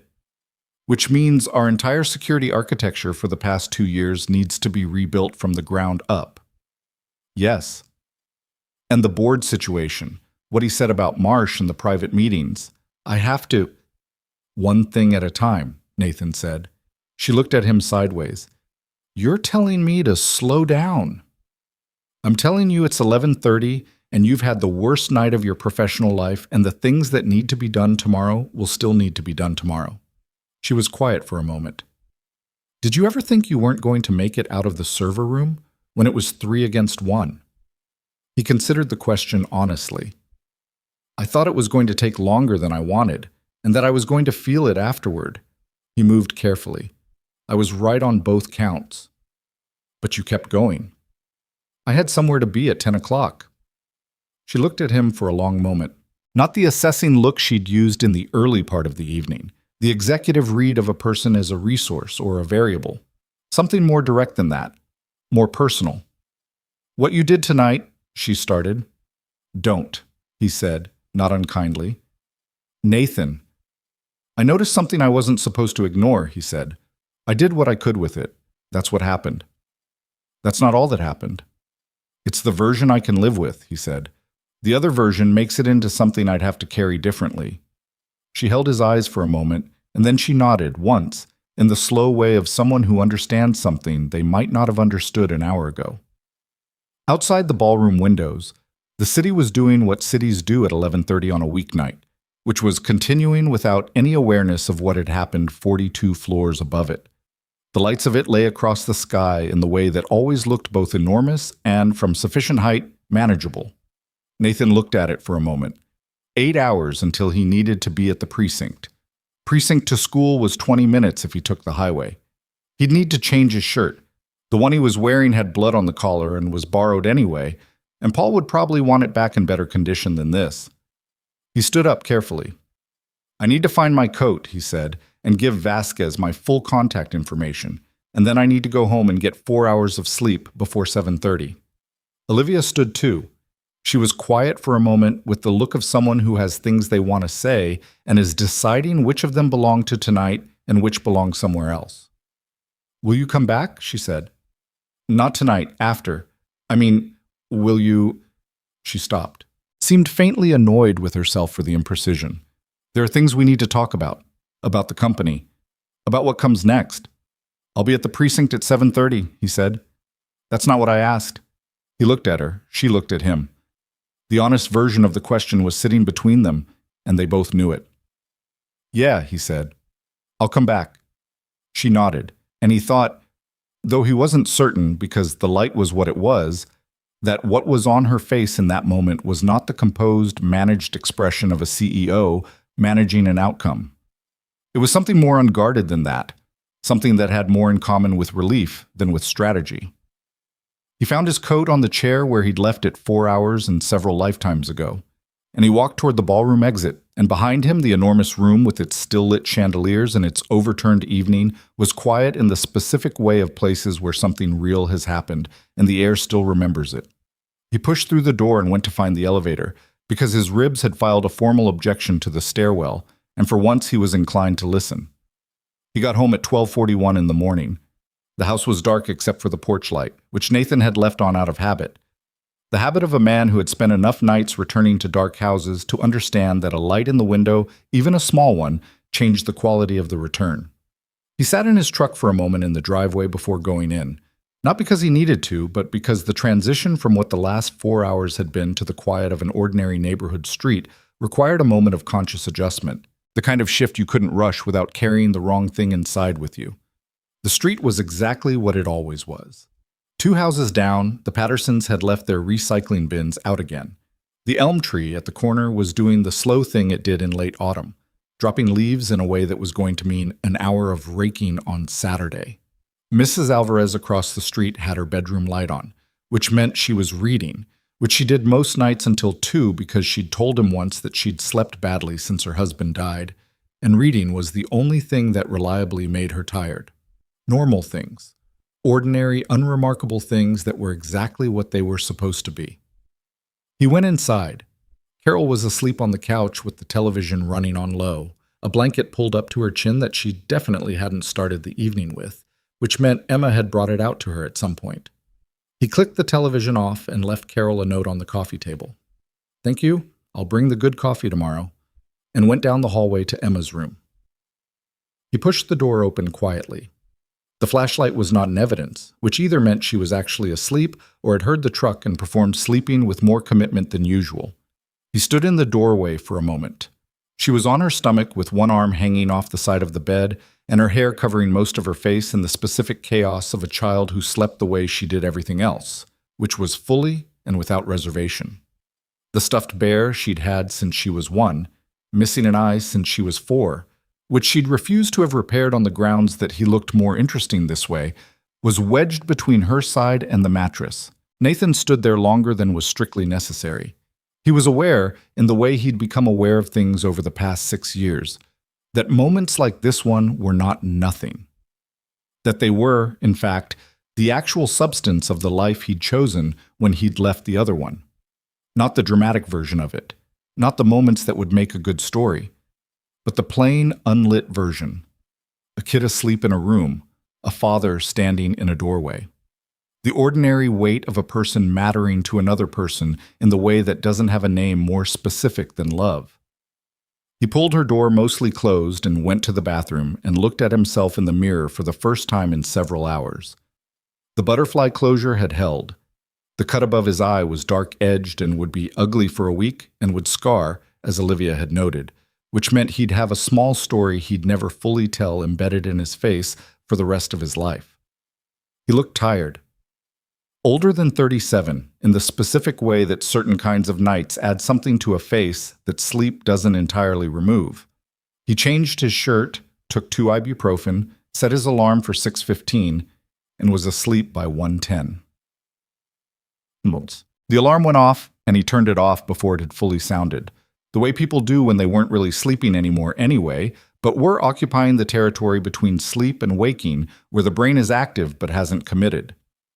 He lay there for 30 seconds, doing the inventory.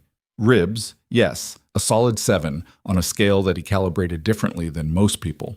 Manageable. The cut, tight and hot the way healing things are. The general quality of his body, which had opinions about last night and was expressing them at moderate volume.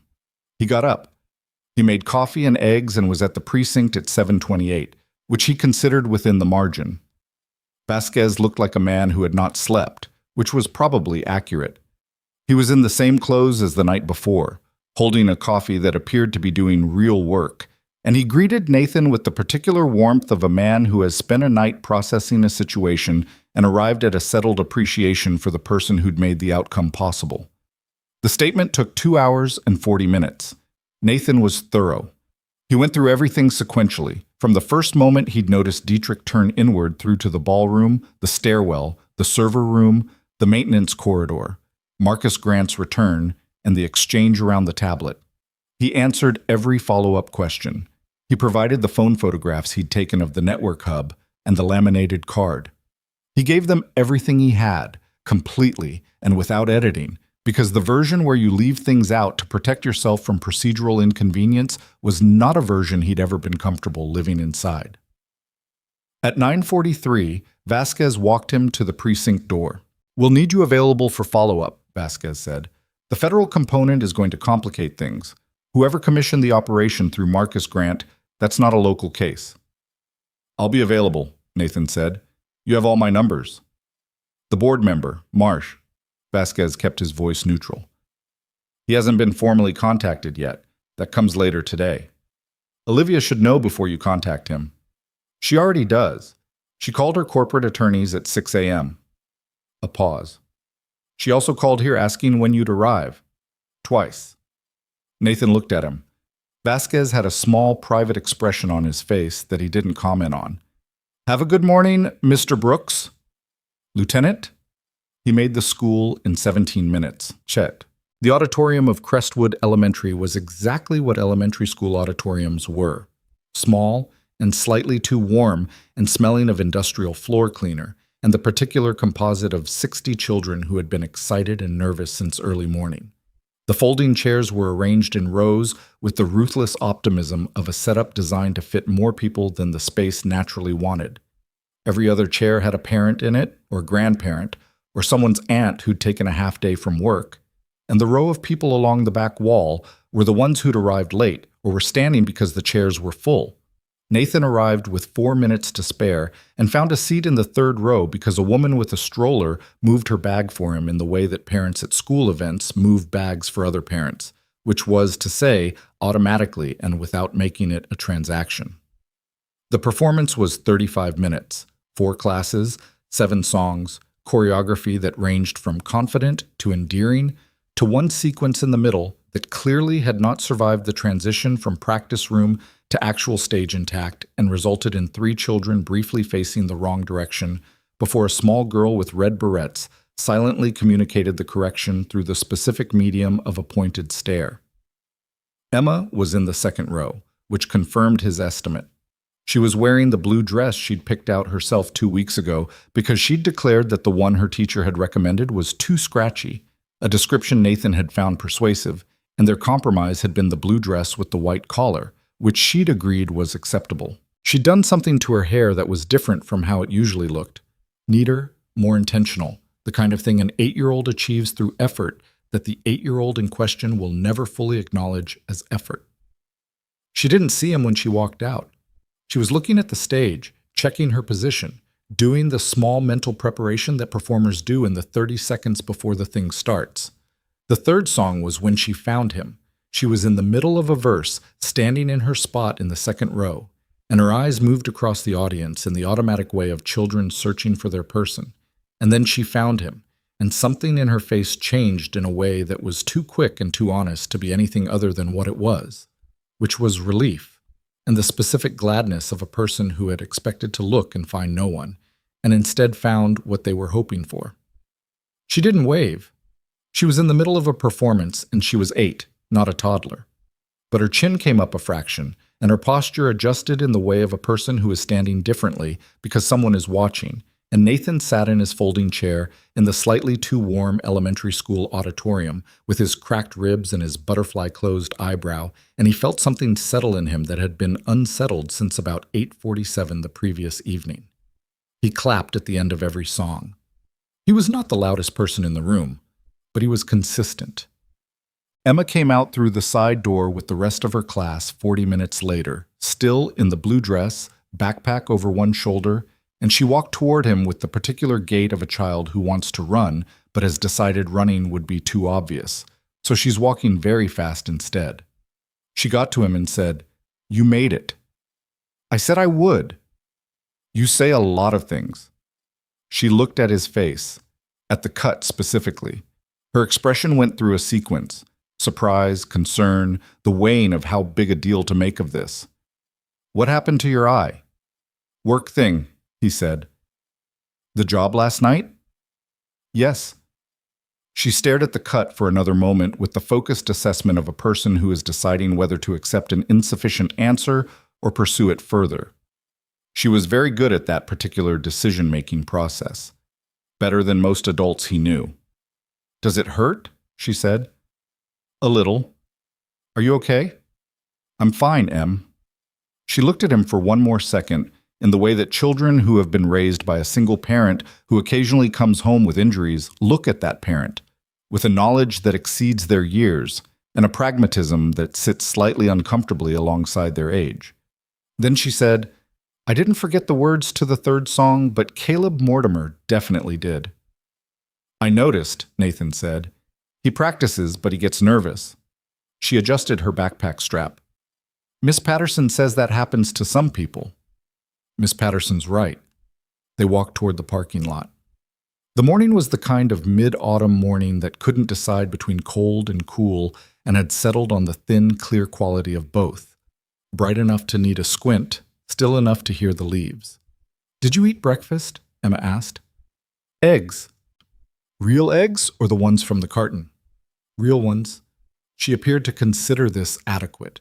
They reached the truck, and she climbed in the passenger side with the practiced efficiency of someone who had been doing this their whole life, which she had, and Nathan got in the driver's side and sat for a moment before starting the engine.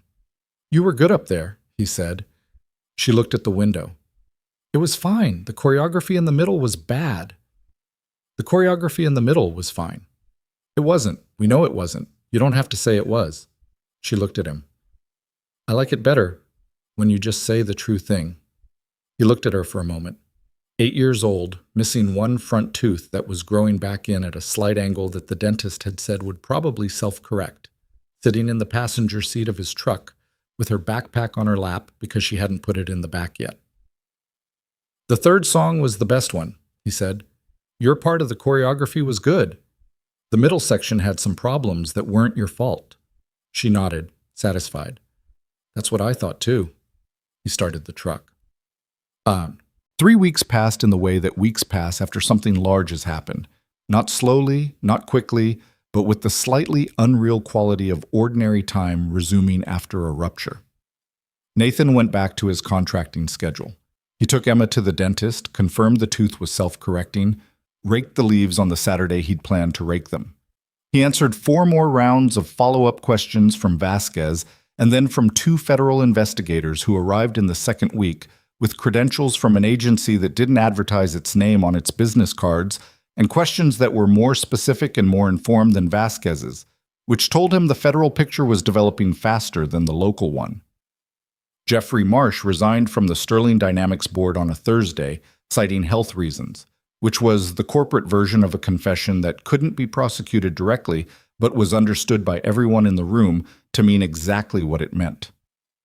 2 other board members followed within the week. Olivia stood in front of the company's employees on a Wednesday morning and told them everything: the breach attempt, the internal conspiracy, the surveillance network Marcus had built inside their walls, the board meetings that shouldn't have happened. She did it in a room with 400 employees and a live stream for the rest. And she didn't use corporate language to soften it or legal language to complicate it. She used plain sentences and took questions for 90 minutes and answered the ones she could answer and said clearly which ones she couldn't answer yet. Nathan watched it on his laptop at the kitchen table while Emma was at school. He watched it once, then went back and watched the Q&A, not for the answers, but for the quality of the answers. The way she handled the hard questions, the ones where the true answer wasn't comfortable, the ones where she could have pivoted and didn't. She didn't pivot once. He thought about that for a while after he closed the laptop. The call came on a Friday afternoon, 18 days after the gala. He was in his truck in the parking lot of a hardware store, having just bought weather stripping for the back door that had been letting cold air in since September, and his phone rang with a number he'd saved 3 weeks ago. "Ms. Hayes," he said. "You can call me Olivia." A pause. "You've been calling me Ms. Hayes in your head this whole time, haven't you?" "Some of the time." "I watched my statement back," she said. "The employee one. I said going forward 4 times. I didn't count." "I counted. It's a habit I'm trying to break." A brief pause that had the texture of someone arriving at the thing they actually called to say. "Are you available to meet?" "Not at the office. Somewhere that's not the site of an attempted corporate takeover." That narrows it down to most places. "There's a coffee place on Alderman Street, Kessler's. Do you know it?" "I'll find it." "Monday at 11? "I'll be there," he said. Kessler's was the kind of coffee shop that had been in the same location for 20 years and showed it. Dark wood, mismatched chairs, a counter that had been refinished once and was due for a second time but hadn't gotten there yet. It smelled like espresso and the particular warm paper smell of a place that also sold used books from a shelf in the back corner. 3 people were working on laptops. A couple near the window was having what appeared to be a serious conversation about something, leaning toward each other with the intensity of people who need to resolve something before they leave. Olivia was already there, at a table in the back left corner, out of the window's sightline, which Nathan noted and appreciated. She had coffee in front of her and looked like a person who had slept better recently than the last time he'd seen her, not entirely rested, but no longer running on a deficit that was actively showing. She was in jeans and a dark sweater. No event clothes, no public face. She looked like herself, which he realized was a thing he was seeing for the first time, because every previous version of her he'd encountered had been the version of Olivia Hayes that existed in a specific professional context, and this one was what was left when those contexts were removed. He sat down. A server appeared, and he ordered coffee without looking at the menu, because he'd been ordering coffee long enough to not need a menu for it. "How are your ribs?" she asked. "Better," he said. "Still there?" "Good that they're better. Unfortunate that they're still there." "That's generally how ribs work." She smiled. The real version of it, the one that used her whole face rather than the managed public variation. "I watched your deposition transcript," she said. "Vasquez shared it with our legal team. You were very thorough." "I try to be." "You also said—" She stopped, looked at her coffee cup for a moment, "that your decision to engage when you saw the positioning change was based on, quote, something I wasn't supposed to be able to ignore. The investigator asked you to clarify, and you said, some things don't give you the option of looking away, and then you moved on." He looked at her. "You memorized my deposition transcript?" "Parts of it." "Why?" She considered the question, which was a good sign. It meant she was going to answer it honestly rather than conveniently, because it said something true about you that I'd been trying to find the right language for, she said. And you already had the language. He didn't say anything. I want to offer you a position, she said. Formally, with a proper contract and a salary that reflects what the job actually is. She kept her eyes on his. Head of Executive Protection for Sterling Dynamics. The role Marcus built has to be completely rebuilt from the ground up. New structure, new personnel, new protocols. I want someone running it who I already know can't be bought, can't be turned, and notices things nobody else notices. The coffee arrived. Nathan wrapped both hands around the cup without drinking it. I'm not a corporate security executive, he said. No, you're better suited than one. Corporate security executives are good at building systems that look like they work. You're good at seeing through systems that look like they work. She paused. What you did that night, it wasn't just the physical part, though that was, yes, it was extraordinary. It was that you stayed methodical when everything was moving fast. You thought about chain of custody when you were bleeding. You asked me to not tell you something about Marcus Grant because you knew yourself well enough to know you couldn't trust your own judgment in that moment. That last one is not a qualification. It absolutely is, she said. I've worked with people for years who would never admit a limitation in a high-stakes situation because admitting it felt like weakness. You said it plainly because you cared more about the right outcome than about how you appeared. That's actually rare. Nathan looked at his coffee. Outside Kessler's front window, Alderman Street was doing its Monday morning routine. A delivery truck double-parked, a woman with a dog waiting at the corner, a kid on a bike navigating the gap between parked cars with the reckless confidence of someone who has not yet had a reason to be cautious. He thought about what he'd told Emma. I like it better when you just say the true thing. 3 conditions, he said. Olivia didn't look surprised. She looked like someone who had expected exactly this and had been waiting to hear what the conditions were. Security risks are reported to you directly and completely, he said. Not filtered through a legal team first, not softened for board consumption. Whatever I find, you hear it exactly as it is, even when it's inconvenient. Agreed. Every major security decision gets independent oversight, not just internal review. External audit with authority to override if the internal process is compromised. We build that into the structure before I start. Also agreed, that's something I would have required regardless. He looked at her. Emma comes first, every time without exception. If there's a school performance or a parent-teacher conference or a dentist appointment, that happens. I'll structure the work around it. I will not structure my daughter around the work. Olivia held his gaze. She didn't answer immediately, and he respected that. She was sitting with it, actually weighing it against the real demands of what the job was, not just performing consideration. That's not how executive protection usually operates, she said.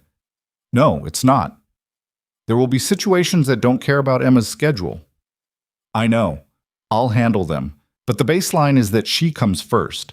If you can't agree to that structurally and genuinely, not as a policy statement, but as an actual commitment you'll honor when it's inconvenient, then this doesn't work. She looked at him for a long moment. She's why you do any of it, isn't she? Olivia said. Not a question. Not just tonight, all of it. The work you take, the way you live, the reason you stayed methodical when everything was going wrong in that building. Because losing it would mean losing the version of yourself that she depends on. He didn't answer immediately. She's 8, he said. She notices things. When I'm distracted, when I'm carrying something I haven't dealt with, when I say I'm fine and I'm not fine. She doesn't call me on it directly. She's too smart for that. But she notices. And I owe her a father whose presence is actual presence, not just a body in the right location. Olivia nodded.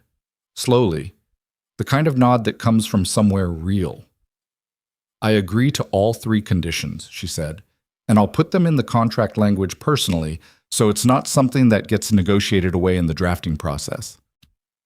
He looked at her across the table in the back corner of Kessler's coffee shop, a woman who had spent 3 weeks publicly dismantling the comfortable falsehood her company had been living inside and rebuilding something more honest in its place. And he thought about the quality of the person who does that. who has the option to manage the story and instead just tells it. Some things don't give you the option of looking away. Okay, he said. Okay, you'll take it? Okay, I'll take it. She exhaled in a way that had more in it than she probably intended to show, and then she picked up her coffee and looked at the table for a moment in the way of someone giving themselves a second to arrive somewhere before moving to the next thing. The federal investigators, Nathan said. Where are they on the buyer? Getting close. Marcus's cooperation has been thorough. More thorough than his lawyers initially advised, which tells me he made a personal decision separate from the legal strategy. She paused. I think he meant what he said. About Marsh. About why he built the network. I don't think it makes what he did acceptable, but I think the motivation was real.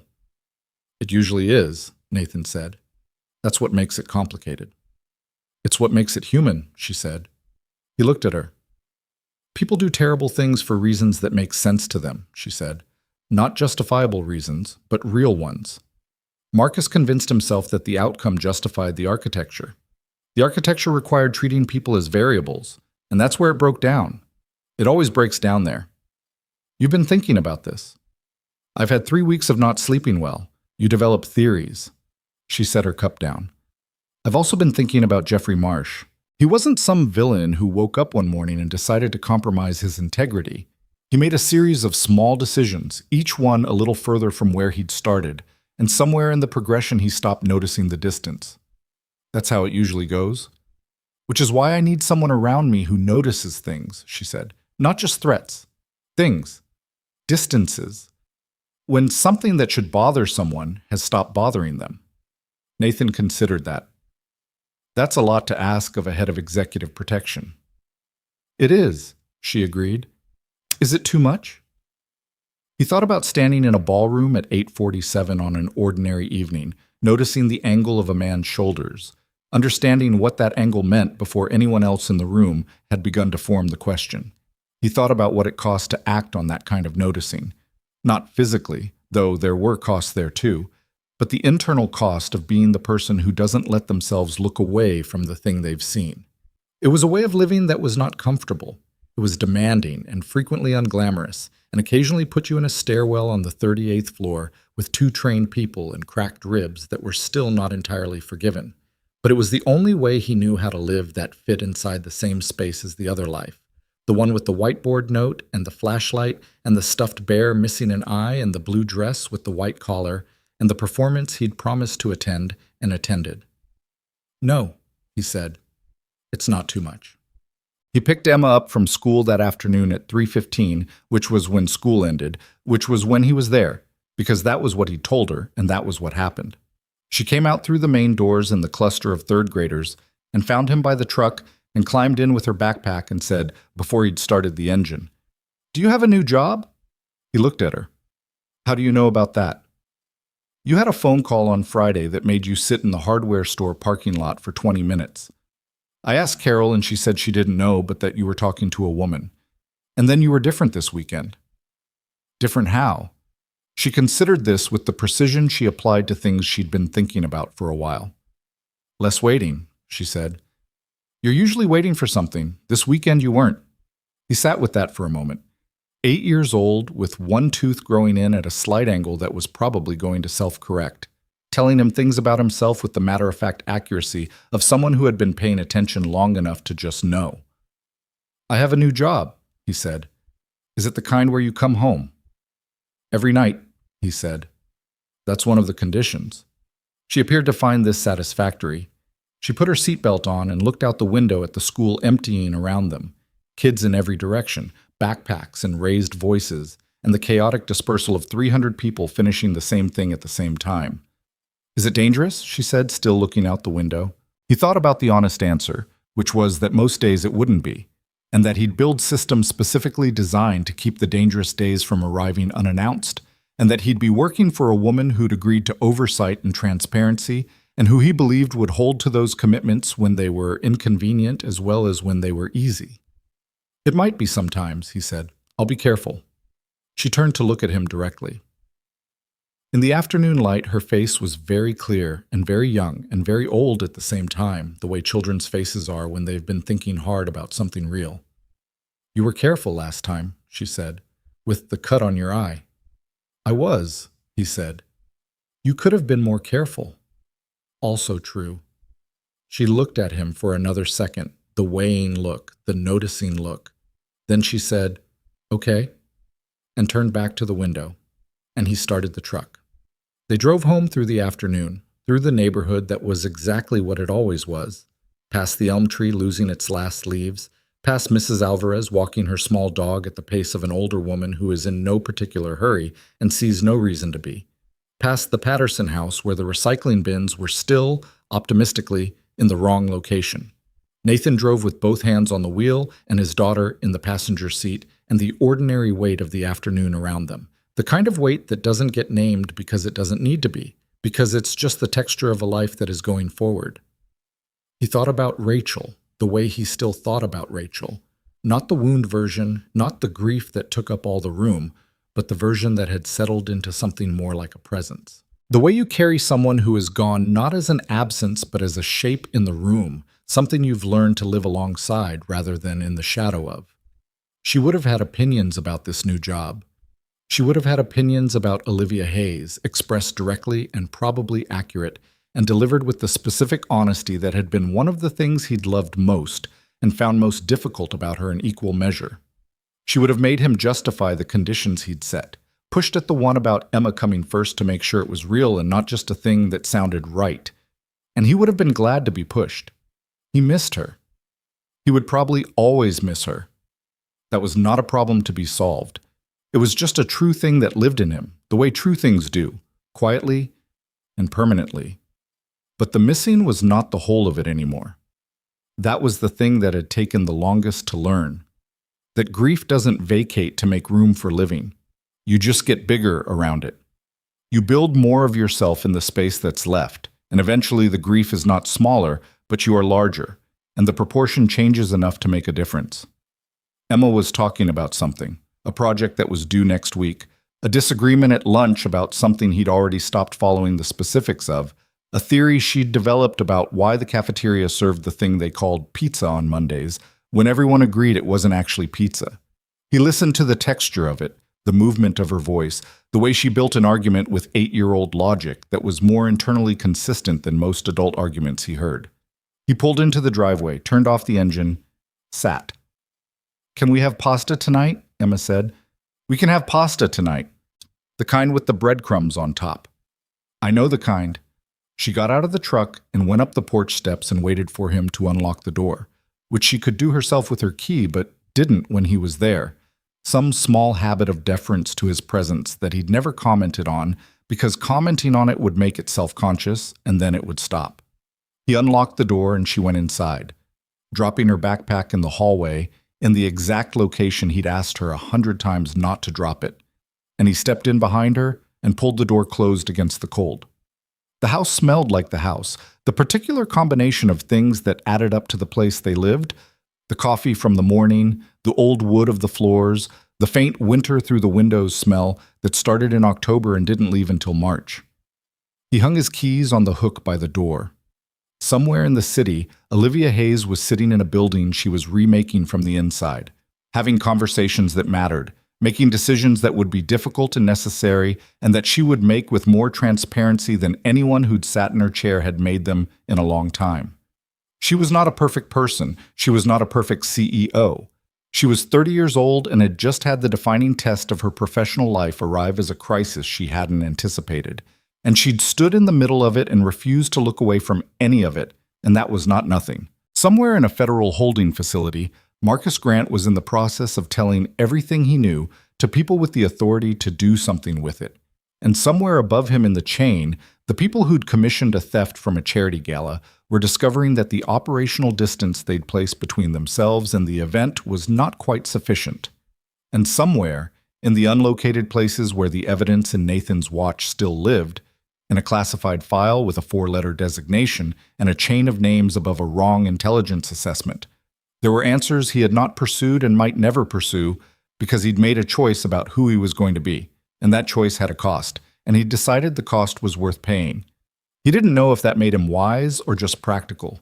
He suspected the line between those two things was thinner than most people wanted to admit. Emma appeared in the kitchen doorway. "Are you going to stand there or are you going to make pasta?" "I'm going to make pasta," he said. "You're standing there." "I was thinking." "You can think and also make pasta," she said, with the patient specificity of someone correcting an elementary error. "Those are not the same category of thing." "You're right," he said. "They're not." He went into the kitchen and got the pot out and filled it at the sink and put it on the stove, and Emma climbed onto the counter beside him with the casual confidence of someone who had been doing this for years and intended to keep doing it, and she talked about the pizza theory while he got the pasta from the cabinet and the breadcrumbs from the shelf where he always put them. Outside the kitchen window, the street was settling into the blue-gray of late afternoon. The elm on the corner had given up its last leaves. The lights in Mrs. Alvarez's house were coming on in sequence. Living room, then kitchen, then the bedroom at the back where she read until 2 in the morning, because sleeping alone was still something she was learning. Nathan stood at the stove in his own kitchen with his daughter talking beside him, and the water was starting to move in the pot, not boiling yet, but getting there, and the last thing he felt before the evening simply became, the evening was the specific, grounded thing that has no better name than this. He was exactly where he was supposed to be.